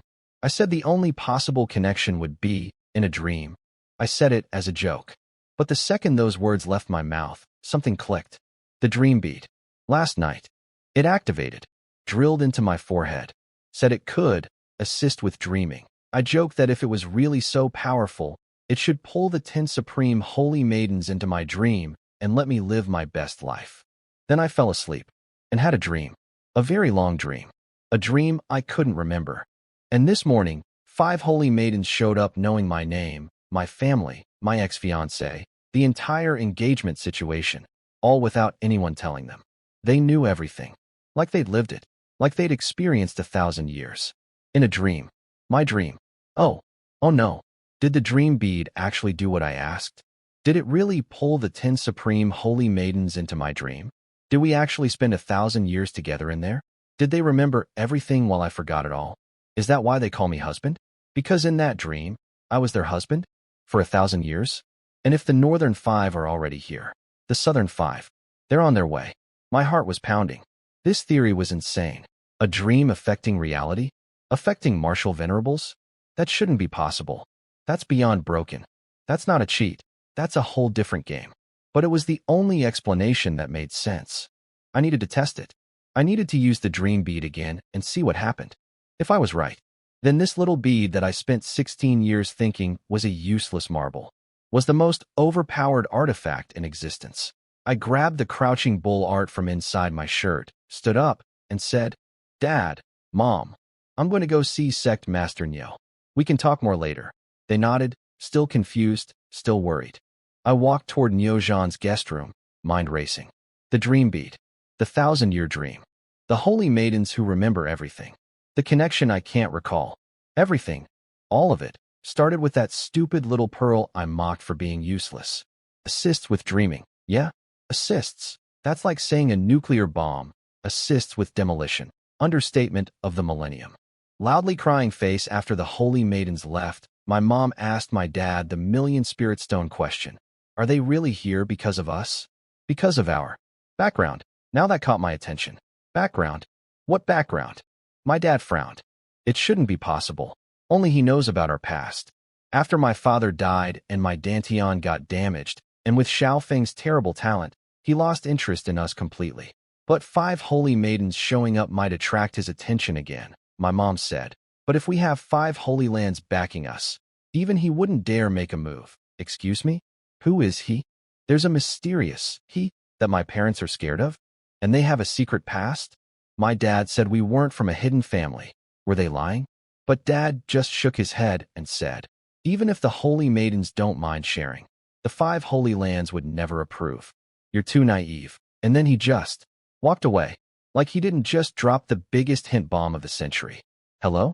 Can we go back to the part about the mysterious he and your apparently secret identity? No, we're just moving on. Cool. Cool. Fine. I had bigger fish to fry anyway. I went to find Niu Zhan. Sect Master Niu. I have a favor to ask. He was meditating in the guest courtyard, and I could feel the annoyance radiating off him. This man wanted nothing to do with me. In his mind, I was a charity case. A talentless kid he was babysitting under threat of 5 holy maiden tantrums. But he put on his fake smile. Come in, young Master Xia. I held up the crouching bull art. I read through this, but I don't really understand it. Could you explain it? I tried reading it on the walk over. The name was dorky, crouching bull art, but the content? Deep. Centuries of accumulated martial wisdom compressed into one manual. With MY talent, I'd need a year or 2 just to understand the introduction. Niu Zhan looked at me like I'd asked him to teach a goldfish calculus. But he remembered the 5 death threats currently flying across the empire and sighed. Sit down. I'll explain. He started lecturing. The crouching bull art generates energy with incredible endurance and staying power, like a bull. While cultivating, some energy tempers the physical body and lies dormant. In battle, if you run out of energy, you can detonate that stored power for a devastating surprise attack. It was actually fascinating. For about 10 minutes. Then the concepts got deeper, and more complex, and more abstract. And my brain, my stupid, talentless, garbage-tier brain, started fogging over. My eyelids got heavy. The words blurred together. And then, snore, I fell asleep. Right there, sitting next to a martial venerable, while he was personally teaching me his sect's most sacred technique. The disrespect was astronomical, and I didn't even do it on purpose. Now here's what I didn't know was happening. Inside my soul, the dream bead activated. It recorded everything Niu Zhan said, created a dream world, and played his lecture on repeat. Except in the dream world, the words became the voice of the heavens. Pure comprehension. Perfect understanding. Dream time kicked in. 1 year passed in the dream. 10 years. 100. 200. 500 years of cultivation condensed into one nap. 500 dream years. 1.5 real hours. I was sitting there snoring while my soul was doing a 5-century training montage. When Niu Zhan came back out from his room an hour and a half later, he found me still sleeping, still snoring. He tapped my shoulder. Young Master Xia? Want me to continue, huh? It's over. He took a very deep breath. The kind of breath a man takes when he's deciding between words and violence. I smiled sheepishly. Sorry, Sect Master Niu. Your lecture was just so good. I got so absorbed. And then I fell asleep. So good? So absorbed? He was internally screaming. He heard me snoring. I wasn't absorbed. I was unconscious. A 16-year-old who couldn't understand basic martial arts theory just used his priceless lecture as a lullaby. But he couldn't say any of that. He just forced a smile and said through clenched teeth, You slept about an hour and a half. Oh, well, should we continue? Continue? He wanted to strangle me. His face was doing that thing where you smile, but your eye is twitching. He diplomatically told me he'd covered enough material for me to cultivate up to martial master realm. A person with decent talent could break through to warrior in half a month and reach martial master within 10 years. Half a month for a talented person. For me? Try half a lifetime. We both knew it. He was about to say something pitying when, WTOSH. Every particle of spiritual energy in the surrounding area went berserk, like someone opened a dam. A torrent of energy came flooding toward me from every direction and slammed into my body. Sect Master Niu, what's happening? I couldn't move. My body was locked in place as the energy poured in like water filling a balloon. Neojan's jaw dropped. What the? He was about to intervene, afraid the energy would literally explode my body, when he sensed something. An aura. Coming from me. He broke through to warrior. His mouth fell open. The energy kept coming. The breakthroughs kept rolling. Yellow rank level 2, yellow rank level 3. His eyes were getting wider with each level. Yellow rank 4, 5, 6, 7, 8, 9. Mystic rank 1 through 9. Earth rank. Climbing. Still climbing. Still not stopping. Earth rank 1, 2. All the way to Earth rank level 9. 27 consecutive breakthroughs. From martial apprentice to Earth rank level 9 warrior. In the time it takes to brew a pot of tea. Then the energy settled. The spiritual tornado dissolved. Everything went quiet. Neojan was standing there looking like someone had smacked him in the face with a fish. I flexed my hands. I could feel it, a tsunami of internal energy swirling inside my body. Power I'd spent 16 years dreaming about. Real. Solid. Mine. Sect Master Neo, I said, trying to sound casual. I think I, maybe, broke through to Earth rank. Is that how the crouching bull art normally works? Because that was kinda scary. Yes. And no. I mean, what the? How? The man was broken. A martial venerable sect master, reduced to sputtering fragments. He'd seen geniuses. He'd trained prodigies. He had never in his entire life seen someone go from absolute 0 to Earth rank level 9 in a NAP. That's 27 levels. In 2 hours. While sleeping. He was trying to compute this. Was I actually comprehending during the sleep? But he heard the snoring. Was this some hidden talent? Was I faking it for 16 years? Was I actually a divine body? His brain was doing somersaults and failing every landing. But I knew what happened. The dream beat.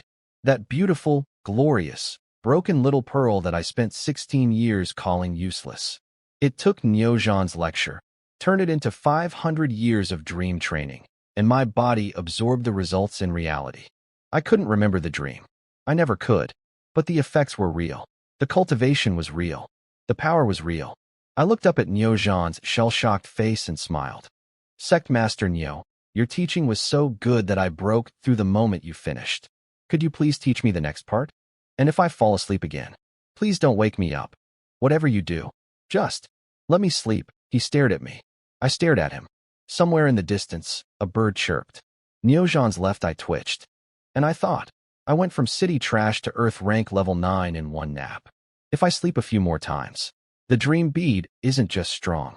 It's the most absurdly overpowered thing in existence. And all I have to do is sleep. Sleeping face flexed biceps Neojan took a deep breath and said, all right, I'll explain it again from the beginning. See, before my little 27-level breakthrough, this man was teaching me like a bored substitute teacher running out the clock.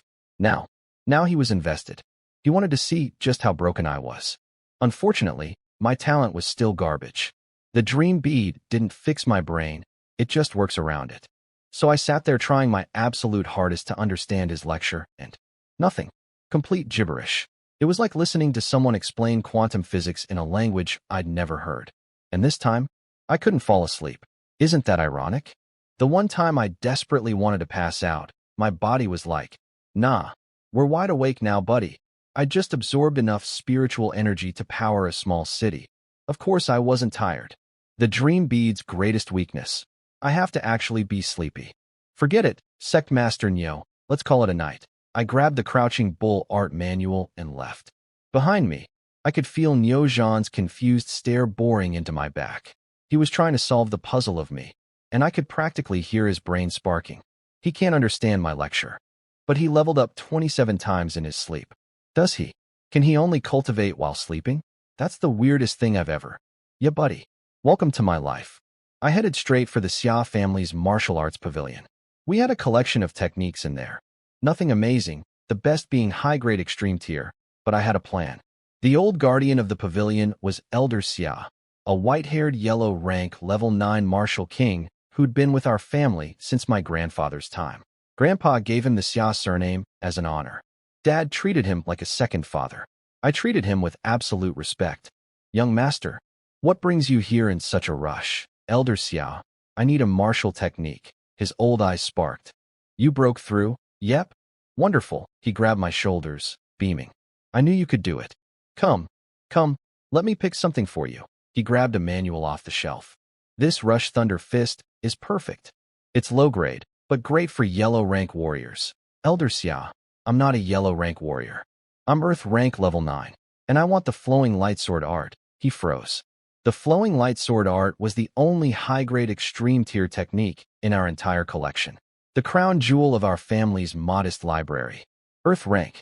Level 9, he grabbed my wrist and sent his martial king energy through my body to check.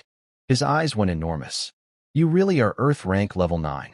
But you were a martial apprentice yesterday. Technically, I was a martial apprentice 2 hours ago. 2 hours. His eyes filled with tears. Happy tears. The kind of tears that come from watching something you'd given up hope on finally bloom. If only the old master could see this. He'd be so proud. He laughed and cried at the same time, and honestly, that hit me harder than anything else today. Harder than the holy maidens, harder than the spirit stones, harder than the breakthroughs. This old man had watched me fail for 16 years and never gave up on me. I smiled and said, Elder Xiao, could you explain the flowing light sword art to me? Now here's the thing. I'd figured out how the dream bead worked. Someone explains a technique to me. I fall asleep. The bead creates a dream world, replays the explanation as the voice of heaven, and I trained for 500 dream years in about 90 real-world minutes. So I gave Elder Xiao one very specific instruction. If I fall asleep while you're explaining, do not stop. Do not wake me up. Just keep going. He blinked. Okay, he started lecturing. The flowing light sword art prioritizes speed above all else. Swift as flowing light, impossible for enemies to defend against. I listened. Really, genuinely tried. My awful brain strained to keep up. But within minutes, the familiar fog rolled in. My eyelids drooped. My head nodded forward. Snorer Elder Xia's enthusiastic lecture face froze when the snoring started. He looked at me, looked at the manual, looked at me again. His eye twitched. He wanted to stop. Every instinct told him to stop. But he remembered my instruction, gritted his teeth, and kept going. Lecturing to a sleeping teenager. Explaining sword stances to someone who was drooling on the table. He'd taught the entire Xia Family Guard Corps over the years. Never once had he taught a sleeping student. Inside my soul, the dream bead glowed. A dream world formed. Elder Xia's voice became cosmic truth. And Dream Me practiced the flowing light sword art over and over and over. 500 dream years. Every slash, every thrust, every stance. Perfected through half a millennium of repetition. I woke up 90 minutes later. Elder Xia was half asleep himself, mouth still moving on autopilot. And the 7th stance transitions into the 8th by rotating the wrist 45 degrees. Elder Xia. How long was I out? He snapped awake. About an hour and a half. Young master, this high-grade technique might be too advanced for you right now. Perhaps a lower-tier sword art. No need. I think I've already learned it. He stared at me like I'd just told him the sky was green. You learned a high-grade extreme-tier martial technique. While sleeping? Yes. In an hour and a half. Correct. He shook his head. Clearly thought I was delusional. Nobody learns a technique in their sleep. He'd heard my snoring. And martial techniques require physical practice. You can't learn sword forms sitting in a chair with your eyes closed. But he didn't know what I knew. Because right now, flooding into my brain, was a complete memory of the flowing light sword art. Every move, every transition, every subtle angle and timing. As familiar as breathing. As if I'd been practicing it for, well, 500 years. Because I had. I smiled and didn't argue. He'd see soon enough. So let me update the scoreboard on my cheat code. Dream bead abilities confirmed. Pulls people into shared dreams. Hello. 10 holy maidens. Records. Real-world lectures creates dream training worlds. 500 dream years equals 90 real minutes. Dream cultivation transfers to reality. Dream technique practice transfers to reality. I don't remember the dreams, but get all the benefits. Known limitation. I have to actually fall asleep. My cultivation journey. Years 1 to 16. 0 progress. Stuck at Martial Apprentice Hour 1. Of napping. 27 breakthroughs to Earth rank level 9 Hour 2 of napping. Mastered a high-grade extreme tier sword technique. My talent is still the worst in the world. My brain still can't understand basic martial arts theory. I'm still, on paper, a complete waste. But it turns out, I don't need talent. I just need a good pillow. Sleeping face crossed swords. Elder Xia didn't believe me. Fair enough. I wouldn't believe me either. So I pulled out the Qingshua's sword, the evolving spirit artifact from Li Qingshua's dowry, and smiled. Elder Xia, you might want to be careful. Go ahead, young master. He was humoring me, standing there with his gentle old man smile, fully expecting me to wave the sword around like a toddler with a stick. I focused. The flowing light sword art flooded my muscles like it had been there for centuries, because in dream time, it had. My eyes locked on target. I struck. A flash of light. The Qingshua's sword was at Elder Xia's throat before he even blinked. His protective energy shield erupted automatically and blocked it, but his face? Pure shock. The flowing light sword art. That's really the flowing light sword art. You actually learned it. His body was literally trembling. Not from fear, from joy so intense he couldn't contain it. This old man had watched me struggle for 16 years. Watched me get mocked. Watched me train until my hands bled, only to fail again and again. He'd treated me like his own grandson and suffered every time I suffered. And now I'd just demonstrated a high-grade extreme tier technique like I'd been practicing it my whole life. Elder Xia, please keep how I learned this a secret, okay? Yes. Yes.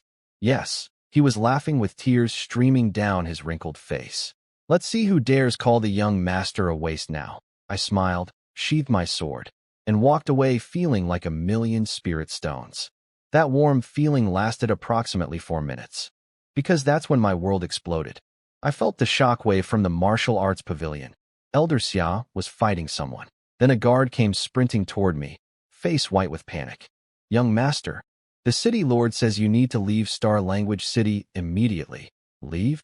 Why? The Liu family. They're attacking the Xia residents with everything they have. Their entire fighting force. And somehow all of them have gotten stronger. The Liu family? The people who just got slapped, frozen, roasted, electrocuted, and soul-shredded by 5 holy maidens this morning? They're attacking us now? That's not bravery. That's insanity. Unless someone very powerful was backing them. I pumped internal energy into my legs and shot forward so fast the guard couldn't even follow me. He was still yelling, "Young master, wait." But I was already gone. All right. He still thought I was a martial apprentice. Surprise, buddy. As I got closer to the main hall, I heard it, the sounds of battle. Metal clashing, energy exploding, people screaming. The Qingxue sword materialized in my hand. My eyes went cold. I burst into the scene and saw chaos. Up in the sky, Niu Zhan was fighting someone. And that someone was... Wait, is that Cloud Mountain sect master Yinshan? The guy who was literally groveling and paying us spirit stones this morning? He came back.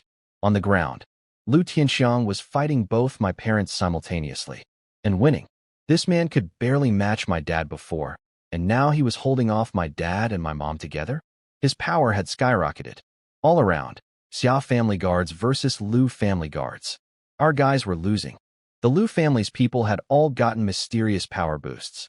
And in the middle of the main hall, Lu Shiyu, standing there, sword in hand, waiting for me. Her injuries from this morning? Healed. Her cultivation? Restored. Her attitude? Maximum revenge mode. Lu Shiyu, your family has a death wish, she smiled. Cold. Venomous. Death wish? You humiliated me and my family at the banquet. Today you die? And your entire family dies with you. I literally cannot with this girl. SHE humiliated us. SHE planned the public engagement breaking.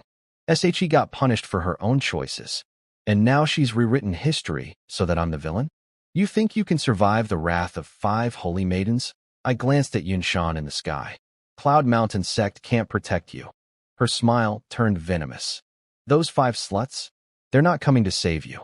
The 5 holy lands don't just have holy maidens. They also have holy sons. My blood went cold. Holy sons. The male counterparts of the holy maidens. Each holy land has both. And traditionally, the holy son and holy maiden are supposed to marry each other, become cultivation partners, eventually co-rule the holy land. 5 holy maidens suddenly chasing some random guy in a backwater city? Yeah, 5 holy sons would not be happy about that. My brain pieced it together instantly. The 5 holy sons found out about the holy maidens coming to me. They freaked. They sent Cloud Mountain sect and the Lu family to destroy my family while they intercepted the holy maidens. The mysterious power boosts, Lu Shiyu's miraculous healing, all provided by the holy sons. This was a coordinated strike. The holy sons attacking from above, their proxies attacking from below. Today is the day you die, Xiaofeng. Lu Shiyu raised her sword. You're just a waste. You don't deserve those treasures. Once you and your family are dead, everything becomes mine. Kill me? I looked at her.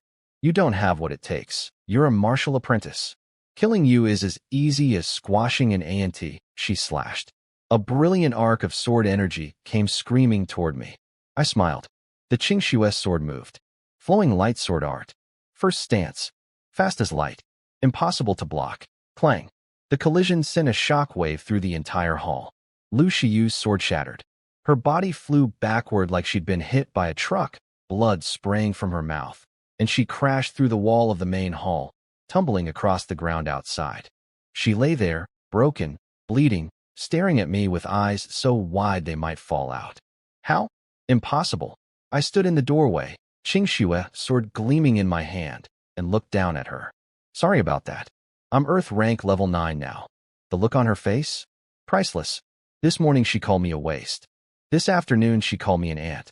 And now she was lying in a pile of rubble, coughing up blood, staring up at the ant, who just swatted her across the building with one move. 27 levels. In one nap. And a 500-year sword technique learned while snoring. Still think I'm a waste, Lu Shiyu? Smirking face. Earth rank level 9? No. Impossible. Lu Shiyu dragged herself off the ground using her sword as a crutch, face twisted like she'd bitten into the world's sourest lemon. You're a waste? A 16-year-old waste. You can't be Earth rank level 9. I refused to believe it, and then, because this girl apparently had the survival instincts of a moth flying into a bonfire, she attacked me again. I flicked the Qingshu's sword. One move. Flowing light. Boom. She went flying. Coughed up blood midair. Landed flat on her back, and just lay there, staring at the sky. Eyes completely empty. She wasn't down because of the injuries. She was down because her entire reality had collapsed. In her mind, I was supposed to be trash forever. A permanent loser she could always look down on. The whole point of dumping me publicly was to cement herself as the superior one. And now the waste had swatted her away like a bug. Twice. Without breaking a sweat. Her brain simply refused to process this information and shut down. Shiyu, Lu Tianxiang, who was fighting both my parents, tried to break away to help her. Your opponent is US. My dad and mom attacked even harder, pinning him down. Then my dad let out the most satisfying laugh I'd ever heard. Who dares call my son a waste now? 16 years of frustration, worry, and heartbreak, all released in one triumphant roar. I'm not gonna lie, that hit me right in the feels. Lu Tianxiang sneered. He obviously used some pill to force a breakthrough. Artificial power. My dad just smiled and hit him harder. Up in the sky, Niu Zhan, who was supposed to be guarding us and was currently occupied fighting Yun Shan, laughed. Nice kid. When did you learn a sword technique too? Good question, Sect Master Niu. The answer is, while snoring in your courtyard, but we'll save that conversation for later. Now let me explain what was actually happening behind the scenes, because I pieced this together pretty quickly. The 5 holy sons from the 5 northern holy lands had found out that their respective holy maidens, the women they were supposed to marry, had run off to some backwater city to chase a random boy. Obviously, they were not happy. So they intercepted the 5 holy maidens to keep them busy, sent Yun Shan to Cloud Mountain sect with orders. Kill Xiaofeng, gave Yun Shan power-boosting pills to distribute to the Lu family promised. The Lu family all of the Xia family's resources after we were dead, healed Lu Shiyu and restored her cultivation. Yun Shan, being the scheming weasel he was, didn't want to get his own hands dirty. So he used the Lu family as his attack dogs. He'd block Niu Zhan. Lu Tianxiang would handle my parents. The Lu family's powered-up warriors would overwhelm our guards, and Lu Shiyu would kill defenseless little martial apprentice me. Perfect plan. One tiny problem. I wasn't a martial apprentice anymore. With Lu Shiyu face down in the dirt, Yunshan switched to plan B. He looked at Niuzhan and said, "The 5 holy sons want Xiaofeng dead. Protect him, and you're opposing all 5. Do you want your entire sect destroyed? Kill him yourself, and I'll put in a good word. The holy sons will protect you from the holy maidens." Niuzhan's face flickered. I could see him calculating. 5 holy maidens on one side, 5 holy sons on the other. Protect me equals anger the sons. Abandon me equals anger the maidens. Classic lose-lose. For a second, I thought he might actually consider it. Then he looked down at me, looked back at Yunshan, and said, "You didn't want to fully offend the holy maidens, so you used the Lu family. Now the Lu family failed, so you want to use me? Do I look as stupid as them? Get wrecked, Yunshan. Then your sect dies." Yunshan howled. He whistled, and the Grand Elder appeared with 10 martial kings, all landing on our courtyard walls like vultures. My parents immediately abandoned their fight with Lu Tianxiang and rushed to shield me. "Xiaofeng, run," my mom shouted. "Son, we'll hold them off. Go." My dad stood in front of me, ready to die. I looked at the Grand Elder. 10 martial kings. Yunshan in the sky. Our guards losing. The situation was bad, but I'm not leaving my parents. Dad, Mom, I'm not running. If we die together. The Xia family doesn't run. Lu Xiu, propped up by her father, started cackling like a villain in a bad play. "Xiaofeng, you were hiding your power this whole time. Earth rank level 9, pretending to be a waste, just to trick me into breaking off the engagement. Such deep scheming, girl." "What? I was a waste this morning. I broke through 2 hours ago. There was no scheme. Your conspiracy theory has more holes than your sword technique." But I didn't waste words on her. I was looking at the sky, calculating time.